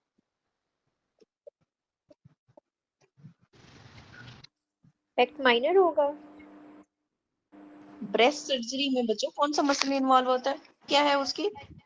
Long thoracic nerve. ठीक है। A patient present with the heat intolerance, weight loss, and laboratory findings showing elevated TSH, TRH level, the most likely diagnosis is. अब देखो क्या चीज elevated है? TSH and TRH level, ठीक है, तो ये किस में होगा? हाइपोथैलेमस के ट्यूमर में, tumour of the hypothalamus. 18-year-old girl present with the history of amenorrhoea, otherwise normal appearance and secondary से। मुझे बताओ सेकेंडरी सेक्सुअल कैरेक्टर कौन डेवलप कराता है? एस्ट्रोजन। टेस्टोस्टेरोन, एस्ट्रोजन, मेल में टेस्टोस्टेरोन, फीमेल में androgen. Oestrogen, oestrogen not androgen, oestrogen. अच्छा, अच्छा, और examination reveal imperforate hymen, ultrasound में absent vagina and uterus. What is the cause? तो क्या काज होगा? Testicular feminisation syndrome. नेक्स्ट है हमारे पास patient present with the flexible joint, velvety skin, but which protein abnormality is most likely associated with the condition? तो बच्चों ये वो वाला है, मॉर्फन वाला, हमने पहले डिस्कस कर लिया हुआ है, फिब्रिलिन प्रोटीन, सॉरी डेनल्स है, आगे है उसका भी, मॉर्फन का भी एहलर डेनल्स है ये, ठीक है, तो इसमें क्या होगा? हमारे पास कोलेजन होगा, फिब्रिलिन नहीं है, वो उसमें आता है मॉर्फन में। अच्छा, नेक्स्ट है हमारे पास, a patient present with the retrosternal pain radiating to epigastrium lasting for the 3 to 4 hour, accompanied by ST elevation on ECG but no change in the cardiac enzyme. What is likely diagnosis? तो ये क्या है हमारे पास? aortic dissection, और aortic dissection में mainly जो है ना आपका एपी गैस्ट्रिक एरिया में पेन होता है, जो कि ऐसे लगता है जैसे किसी ने छुरी मारी और ये बैक साइड तक जाता है आपका। Which of the following drug associated with pulmonary fibrosis as a side effect? तो कौन काज करता है हमारे पास? ब्लियोमाइसिन। Patient has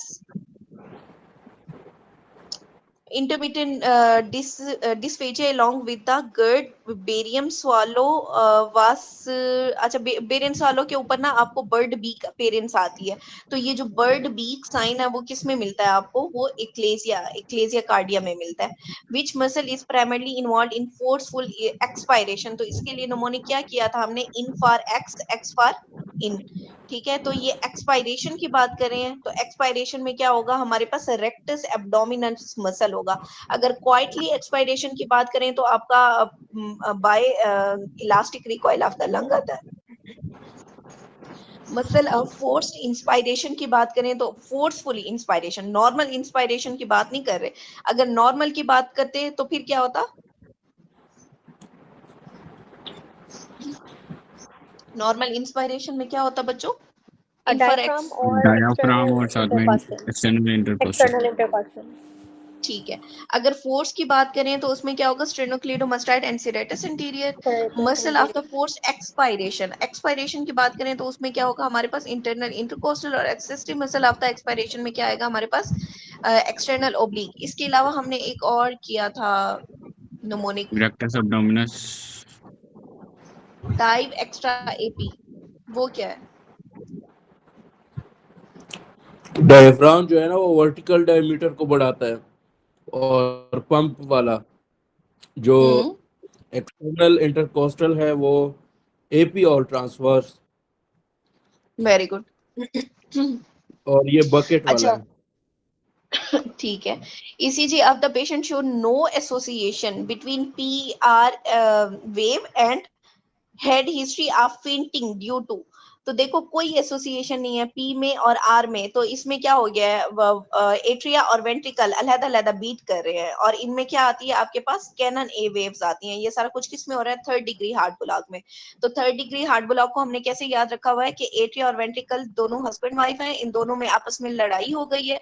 जब लड़ाई होगी तो पी वेव भी मौजूद है, आर वेव भी मौजूद है, क्यू आर एस कम्प्लेक्स भी मौजूद है, लेकिन इन दोनों का एक दूसरे के साथ कोई रिलेशन नहीं है। और जब एक दूसरे के सामने आएंगे तो एक दूसरे को पत्थर मारेंगे, पत्थर मारने से कैनन ए वेव आपने याद रखनी है, ये मिलती है आपको थर्ड डिग्री हार्ट ब्लॉक में। अच्छा बच्चों, फर्स्ट डिग्री हार्ट ब्लॉक में क्या हो रहा होता है, प्रोलॉन्गेशन हो जाती है पीआर इंटरवल की। ठीक है। और सेकंड डिग्री में क्या होता है, prolongation of PR interval until a drop beat occurs. ठीक है। और इसकी दो टाइप्स हैं, जो अभी इसने बताई है वो टाइप 2A वो है, वाली टाइप 1। टाइप 1। मोबिट्स टाइप 1 है, मोबिट्स टाइप 2 है। अच्छा, जो थर्ड डिग्री हार्ट ब्लॉक की तरफ जाती है वो टाइप 1 जाती है या टाइप 2 जाती है, टाइप 2। टाइप 2 आती है, ठीक है, गुड।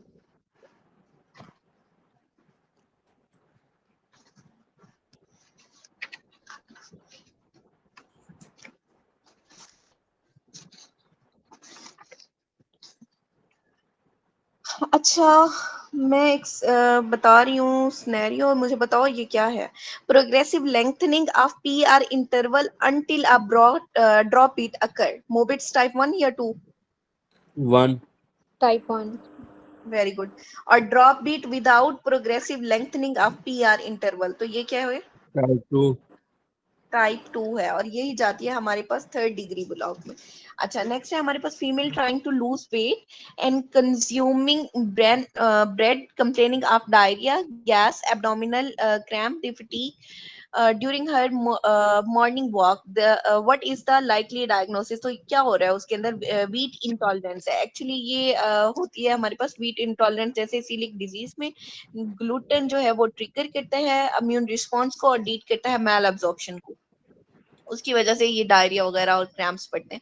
अच्छा, नेक्स्ट है हमारे पास male present with the impaired erection and feel ashamed of his enlarged breast, what is the most likely cause, तो क्या होगा उसके अंदर, एक्सेसिव कॉर्टिकोट्रोफिन, एक्सेसिव कॉर्टिकोट्रोफिन की वजह से ये कंडीशन होती है, जैसे आप कुशिंग सिंड्रोम कह रहे हो, वेयर हार्मोनल इंबैलेंस में आकर, जिसमें गायनेकोमेस्टिया होगा, इरेक्टाइल डिसफंक्शन होगा और साइकोलॉजिकल डिस्ट्रेस होगा, एलिवेटेड कॉर्टिसोल लेवल डिस्टर्ब करते हैं नॉर्मल गोनेडल हार्मोन रेगुलेशन को, उससे ये सारे सिम्टम आते हैं।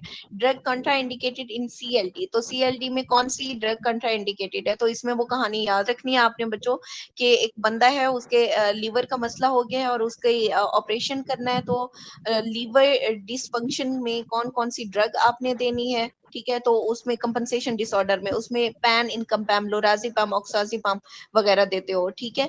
अब ऑपरेशन से पहले आपने उसे फंटा पिलानी है, तो प्री ऑपरेटिव ड्रग कौन सी देते हो, फेंटानिल देते हो। अब फेंटानाइल। जब उसका ऑपरेशन होने वाला होता है तो उसका एक पेंट वाला भाई अंदर आता है, वो कहता है भाई मैंने ऑपरेशन नहीं होने देना। अब पेंट वाले भाई को जो एनेस्थेसिस्ट है वो कहता है भाई इसे बाहर निकाल दो, ये कॉन्ट्रा इंडिकेटेड है, ये अंदर नहीं आएगा। तो पेंट वाले भाई से पेंटाजोसिन याद रखना है जो कि कॉन्ट्रा इंडिकेटेड है इन सीएलडी डिजीज, ठीक है। अब जब ये हाइपर हुआ होता है पेंट वाला भाई, तो इसकी एक बहन आती है इसे रिलैक्स करने के लिए कि भाई उस भाई का ऑपरेशन होने दो। तो उस बहन का नाम क्या है, सिस्टा हिस्सा कोरियम। क्यूरियम, ठीक है, रिलैक्सेशन के लिए जो यूज होते हैं। अच्छा नेक्स्ट है हमारे पास, patient with the anti Parkinson drug develop discolouration of the urine, which drug is most likely responsible for this, तो कौन सी ड्रग है, इंटेकापॉन। नेक्स्ट है हमारे पास 50-year-old female underwent DEXA scan which showed T score of 2.6 at the hip joint and BMI is 14. What should be the next step in management? तो अब management में आपने क्या करना है, उसे कैल्शियम सप्लीमेंट्स देने हैं। और middle age man living near by river, अब रिवर के साथ जो भी होगा ना याद रखना, एक बंदा है जो रिवर के साथ रहता है और उसने ना आंखों के ऊपर वो लगाई हुई है, ग्लासेस लगाई हुई है। अब ग्लासेस के शीशे गोल होते हैं ना, तो उससे ऑनकोसर्कोसिस आपने याद रखना है, ऑनकोसीरा वुल्वस, ठीक है। और जो वो उसका आता है ब्रेन ईटिंग पैरासाइट का, वो कौन सा होता है, Nigeria. Niagara Falls, very good. अच्छा patient with the CBC Hb 5.6 और platelet 14,000 microliter NPT APTT in the upper normal limit, what is the most appropriate transfusion option? तो अब आपने क्या करना है, उसे पैक्ड रेड ब्लड सेल देने हैं। Mechanism of action of vancomycin, vancomycin ने क्या करना है, change in the bacterial component करना है। 50 मैम year वैसे ये old पिछले patient had एमसीक्यू में complaint of, fresh whole blood क्यों नहीं है? अच्छा नेक्स्ट देखिए, इतने कम प्लेटलेट होंगे तो हम होल ब्लड चूज करेंगे, फ्रेश होल ब्लड। हाँ जी 50 अगर कम होंगे या ये,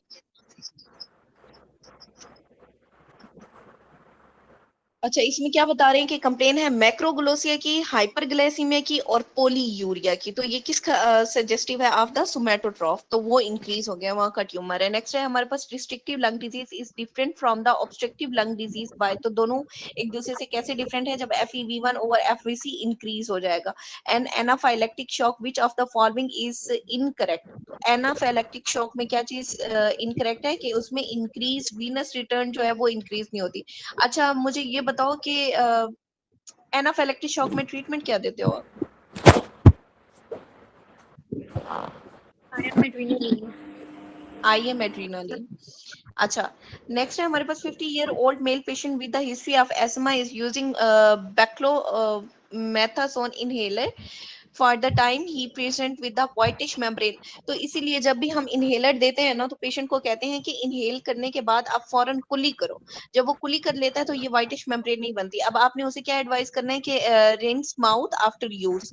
नेक्स्ट है 45-year-old patient present with the diarrhea, vomiting on dairy, rectum was smooth, warm, sigmoidoscopy, no mass was present but rectal mucosa was inflamed, which of the following is appropriate treatment, तो आपने क्या treatment देनी है, 5 amino salicylic acid देना है। 37-year-old female, 37 week of gestation, report progressive reduced fetal movement, fetal heart is 140, what is the most appropriate next step, तो आपने अब नेक्स्ट क्या करना है, उसकी अल्ट्रासाउंड असेसमेंट बार बार करनी है और बायोफिजिकल प्रोफाइल उसकी देखते रहना है। Patient with the coal worker pneumoconiosis is predispose developing which disease, तो कौन सी डिजीज डेवलप होगी उसमें, प्रोग्रेसिव मैसिव फाइब्रोसिस मिलेगा। और student want to get vaccinated with the hepatitis B vaccine but he is not sure about his previous vaccine, तो आपको कैसे पता चलेगा पहले इसने वैक्सीन कराई है कि नहीं, अगर उसकी बॉडी में आपको एंटीबॉडीज मिल जाती हैं, तो anti HBs antibody.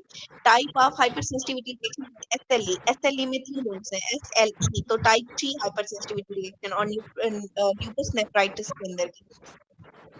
Patient present with a hyponatremia history of a car accident followed by the spleen surgery. What could be the most likely cause of hyponatremia? तो hyponatremia की आपने cause बतानी है, क्या होगी? SIADH, syndrome of inappropriate ADH release. तो anaphylactic shock की treatment ये हमने अभी की है. एनाफाइलेक्टिक शॉक में आपने क्या देना है? एंटीहिस्टामिन्स देने. नेक्स्ट है how does histamine stimulate the release of gastric acid in the stomach. तो कैसे रिलीज करेगी? By increasing cyclic AMP in the parietal cell. और conducting system of the heart lie in. तो conducting system of the heart को ना आपने ऐसे याद रखना है, जैसे हम थम्स अप करते हैं ना, ऐसे करके यूं. ठीक है, तो ये होगा आपका जो अंगूठा है वो क्या शो कराएगा? एपिकार्डियम, सब एपिकार्डियम, फिर आपका एंडोकार्डियम, फिर सब एंडोकार्डियम. ठीक है, एपिकार्डियम में अंगूठे से नथिंग, फिर सब से आपने स्टार्ट करना है. सब में क्या होगा हमारे पास? सब एपिकार्डियम में ऐसे नोड होगा, फिर आ जाता है एंडोकार्डियम, उसमें एवी नोड है, और सब एंडोकार्डियम में क्या होगा? कंडक्टिंग सिस्टम, जबकि एपिकार्डियम में नथिंग. अच्छा, उसके बाद क्या है हमारे पास? After automobile accident splenectomy done.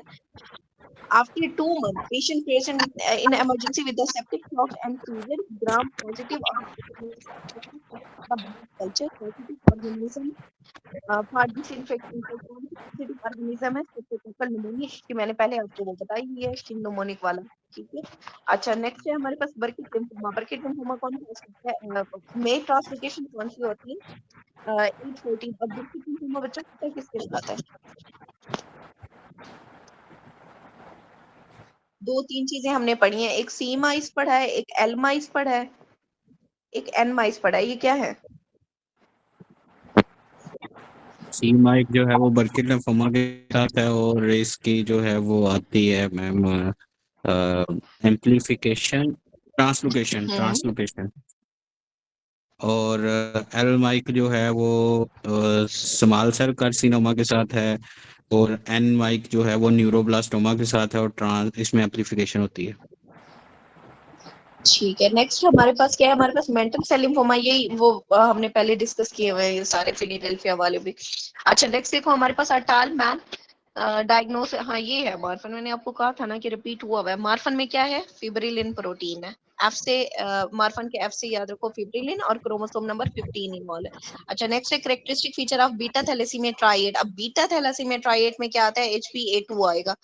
Association of IgA nephropathy is which kind of deposit. तो IgA में कौन से काइंड के डिपॉजिट होते हैं? मेसेंचियल डिपॉजिट होते हैं. और अगर मैं कहूं कि गुड पास्चर में कौन से डिपॉजिट बनेंगे? Linear deposits. Linear deposits. Linear deposit. Very good. अच्छा, एक्टिवेटेड प्लेटलेट सेक्रीट. क्या सेक्रीट करते हैं? Thromboxane A2 and ADP. Platelet thromboxane A2 में की इनहिबिशन कौन सी ड्रग कराती है? एस्पिरिन. कोस्टासाइक्लिन साइकिल वाला बोल. एस्पिरिन. ठीक है, वेरी गुड. और प्लेटलेट एग्रीगेशन कौन सी ड्रग नहीं होने देती? प्रोस्टासाइक्लिन्स इनहिबिट साइक्लिन. करते हैं. कोस्टासाइक्लिन. साइकिल वाला भाई आता है और वो कहता है भाई यहाँ पे एग्रीगेट नहीं होना आप लोगों ने. अच्छा, नेक्स्ट है inferior wall MI left ventricle damage. Which of the following artery is involve. तो कौन सी आर्टरी इन्वॉल्व होगी? Left anterior descending artery. Next है हमारे पास ECG show prolong PR interval इन. सिर्फ PR इंटरवल प्रोलॉन्ग है तो किस में होगा? फर्स्ट डिग्री हार्ट ब्लॉक में. पेशेंट फॉलोइंग ABGs 7.2 है, और HCO3 है हमारे पास 19, और PCO2 कितना है हमारे पास? 39. What is most likely diagnosis. बच्चों pH नॉर्मल कितनी होती है? 3.5 to 7.35. 4.5. 7.45. 5. अब ये 7.2 है, कहाँ पे जा रही है? एसिडोसिस या अल्कलोसिस? एसिडोसिस. एसिडोसिस की तरफ. ठीक है, HCO3 नॉर्मल कितना होता है? 22 to 26. ठीक है, अब ये कहाँ जा रहा है? 19. तो एसिडोसिस या अल्कलोसिस? एसिडोसिस की तरफ जाएगा ये. और कार्बन डाइऑक्साइड नॉर्मल कितनी होती है? 35 to 45. 35 to 45. अब ये है हमारे पास नॉर्मल 39 दी हुई है, तो ये क्या बना फिर? Metabolic acidosis. Metabolic acidosis.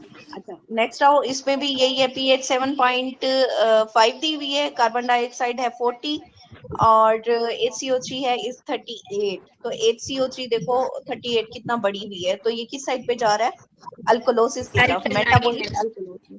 Ambulance one of branch of pulmonary artery cause, तो एम्बुलेंस ने क्या कास्ट करना है, इंक्रीज कर देना है V/Q ratio. Patient working in the mind by tuberculin test positive, present with the cough fever, weight loss, hilar lymphadenopathy which could B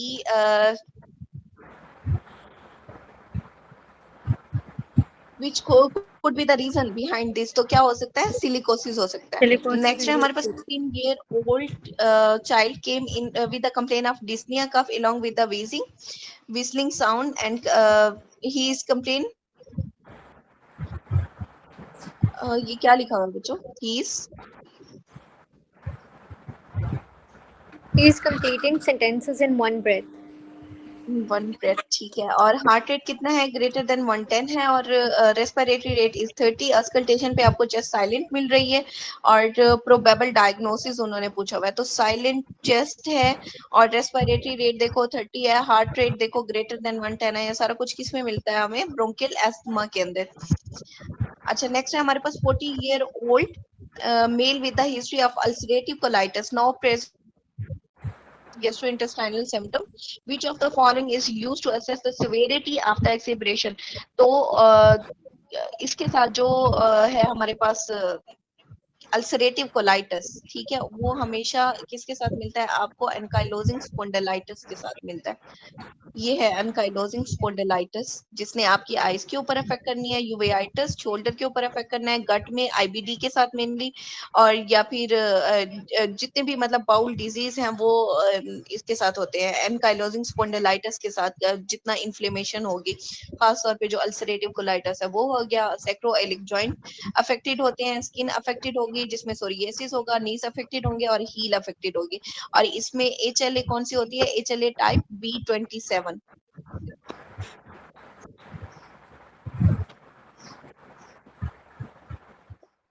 अच्छा next है, deficiency seen in the Plummer Vinson is which of the following. Plummer Vinson बच्चों किसके साथ होता है, Iron deficiency anemia. Iron deficiency. और इसके अलावा क्या हो रहा होता है प्लमर विंसन में, Dysphagia होता है, esophageal webs होते हैं, iron वेब्स deficiency होती है। वेरी गुड, डिस्फेजिया हो गया, ठीक है। ग्लोसाइटिस भी आपको मिलता है, कॉइलोनेकिया वैसे आयरन डेफिशिएंसी एनीमिया में आपको मिल रहा होता है।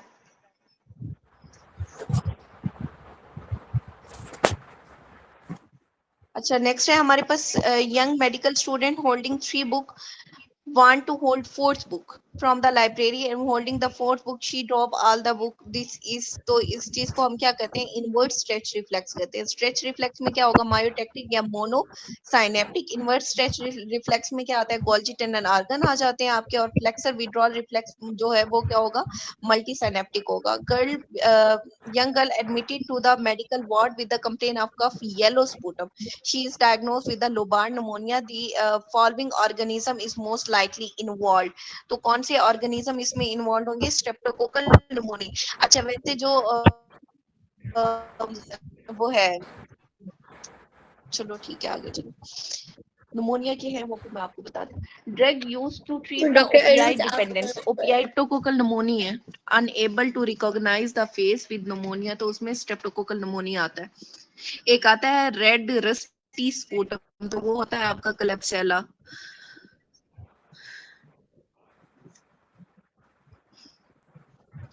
अच्छा नेक्स्ट देखो, erythropoiesis in embryonic life occur mainly in, वाला एक रह गया है, opioid dependence वाला। हाँ, drug use to treat the opioid dependence, तो कौन सी ड्रग यूज करेंगे आप,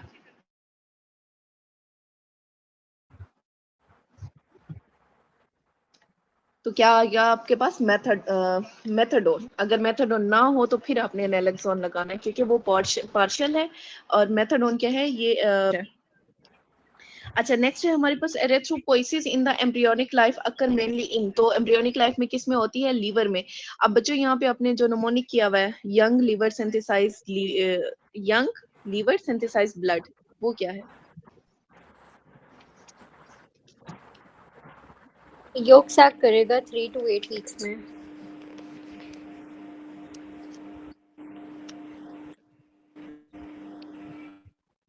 हम पूरा बताओ ना।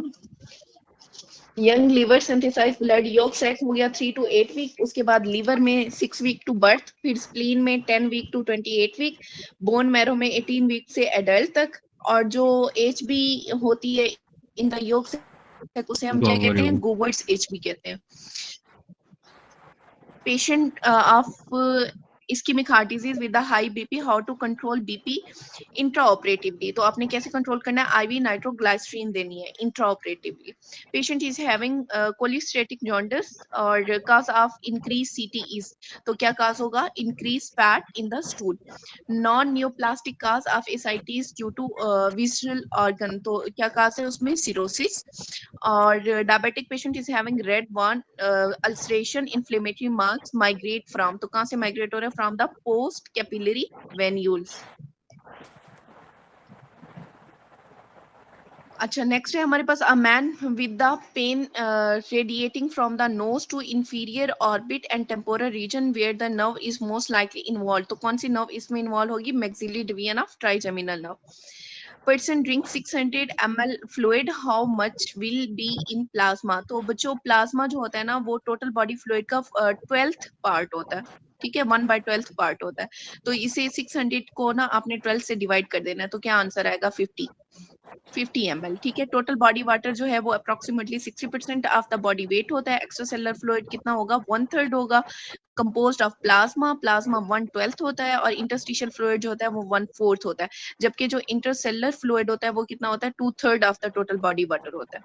नेक्स्ट है हमारे पास 12-year-old child present in OPD with the complaint of photosensitivity on exposure to sunlight, upon investigation increase uroporphyrin in the urine, feces and RBC, तो ये क्या है आपके पास, कंजेनिटल एरिथ्रोपोइटिक पोरफायरिया। यूरिन में बस याद रखना है नंबर 1 आता है, यूरोपोरफायरिन 1 यूरिन के अंदर। अच्छा नेक्स्ट है respiratory zone where gaseous exchange occur include, तो उसमें क्या मिलेगा आपको, respiratory bronchiole to alveolar duct.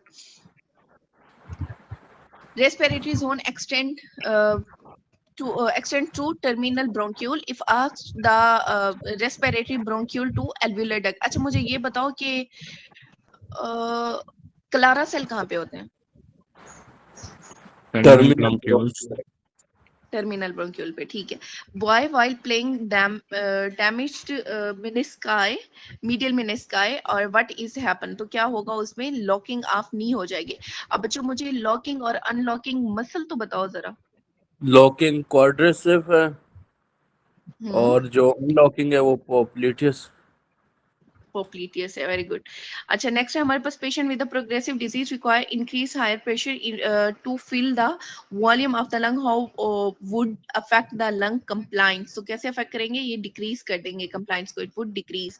Man with the DK ketone, what will be diagnostic, तो क्या डायग्नोस्टिक होगा, इंक्रीज ब्लड ग्लूकोज और increase ketone in the urine.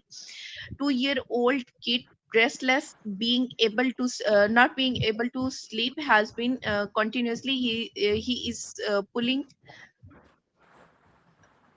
his, क्या लिखा हुआ आगे, पढ़ो इसे प्रॉपर, सिनेरियो पढ़ो He's बच्चों। pulling his hair. On otoscopy, bulge is seen beyond the eardrum. Nerve supply of that bulges. पल्ज, तो क्या होगी उसकी nerve supply, glossopharyngeal nerve. Patient receiving multiple transfusion with raise ferritin, अब देखो मल्टीपल ट्रांसफ्यूजन के बाद फेरेटिन रेज हो गया, receiving chelating therapy, not but not complaint, but could be the cause of the mortality, तो क्या काज होगा, लिवर डिजीज या फिर सिरोसिस हो सकती है।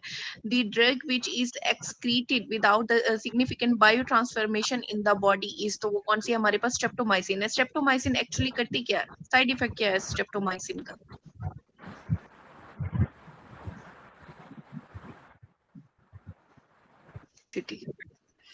ऑटोटॉक्सिसिटी, ठीक है। अच्छा नेक्स्ट है हमारे पास ड्रग इंटरेक्शन अकर, तो ड्रग का ड्रग के साथ इंटरेक्शन, वो क्या होगा हमारे पास, फार्माकोडायनेमिक एंड फार्माकोकाइनेटिक बोथ। अगर खाली फार्माकोडायनेमिक की बात करूं तो फिर क्या होगा, Effect of drug on body body. का Drug drug effects on the body. Drug on body. और काइनेटिक में Body on drug. Body on drug.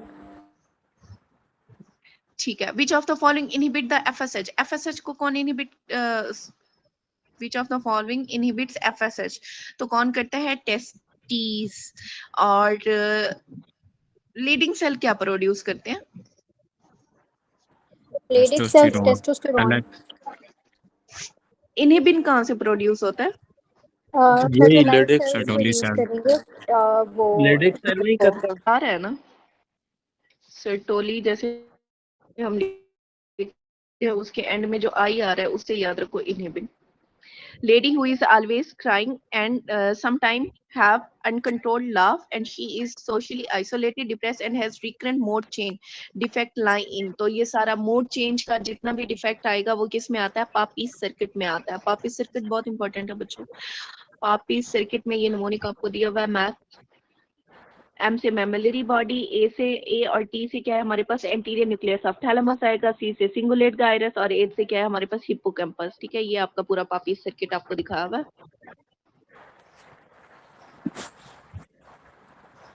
Next है हमारे पास patient whose perineal surgery is going, the patient is in Trendelenburg position, what will increase? तो क्या increase हो जाएगा? Lung compliance increase होगी। कल्वर-बुशी syndrome, which part of the brain is affected? तो कौन से पार्ट अफेक्टेड होता है? एक्चुअली अमेगडाला।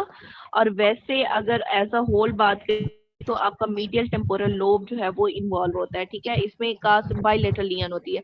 काजेस क्या हो सकते हैं? टेम्पोरल लोबेक्टमी, मेनिंजोइनकेफ्लाइटिस, ट्रॉमा, कोई स्ट्रोक हो सकता है, अल्जाइमर डिजीज हो सकती है या फिर निमोनिक डिजीज हो सकती है। क्लिनिकल फीचर में क्या आएगा? हाइपरफेगिया हो सकता है, हाइपर ओरेलिटी जिसमें examine object by putting in the mouth, और हाइपरसेक्सुअलिटी होगी, और वीएल इग्नोजिया हो सकता है, एमनीसिया हो सकता है, और डिमिनिश फेयर रिस्पॉन्स। और डायग्नोस कैसे करेंगे? क्लिनिकली डायग्नोस करते हैं और साथ में कंफर्म करते हैं बाय एमआरआई। और ट्रीटमेंट में आपने क्या देना है? सपोर्टिव ट्रीटमेंट देनी है, एसएसआरआईज देनी है और कार्बामाजेपिन देनी है for hypersexuality. Next, a newborn was present with the esophageal atresia. Which of the following is most characteristic symptom? तो क्या होगा उसमें? Regurgitation of first feed. Histological slide show double layer of the cuboidal epithelium on basement membrane. This is characteristic of which of the following? तो उसमें क्या मिलता है आपको? Duct of the salivary gland में ये मिलते हैं। Tumor should suppress which of the following escape from the body immunity? तो उसमें क्या आता है हमारे पास? MHC1। MHC1 के साथ सॉरी MCH1 है। वैसे MHC1 के साथ कौन सा एसोसिएट करता है और MHC2 के साथ कौन सा एसोसिएट करता है? MHC1 के साथ CD8 करेगा और 2 के साथ 4 करेगा। CD8 करेगा, 2 के साथ CD4 करेगा। ठीक है, जो हेल्पर टी सेल होते हैं वो CD8 होते हैं कि CD4 होते हैं? इम्यूनिटी में, और जो 2 वाला है वो एक्वायर्ड। Helper T4। हेल्पर कौन से वाला है? CD4। CD4। ठीक है, CD4 हेल्पर है। और साइटोटॉक्सिक कौन सा है? CD8। ठीक है। अच्छा, नेक्स्ट है हमारे पास the most effective concentration of the alcohol diluted in the water for disinfection is. तो कितना अल्कोहल आपने मिलानी है? 70 to 80% मिलानी है for the disinfection. Ma'am MCQs number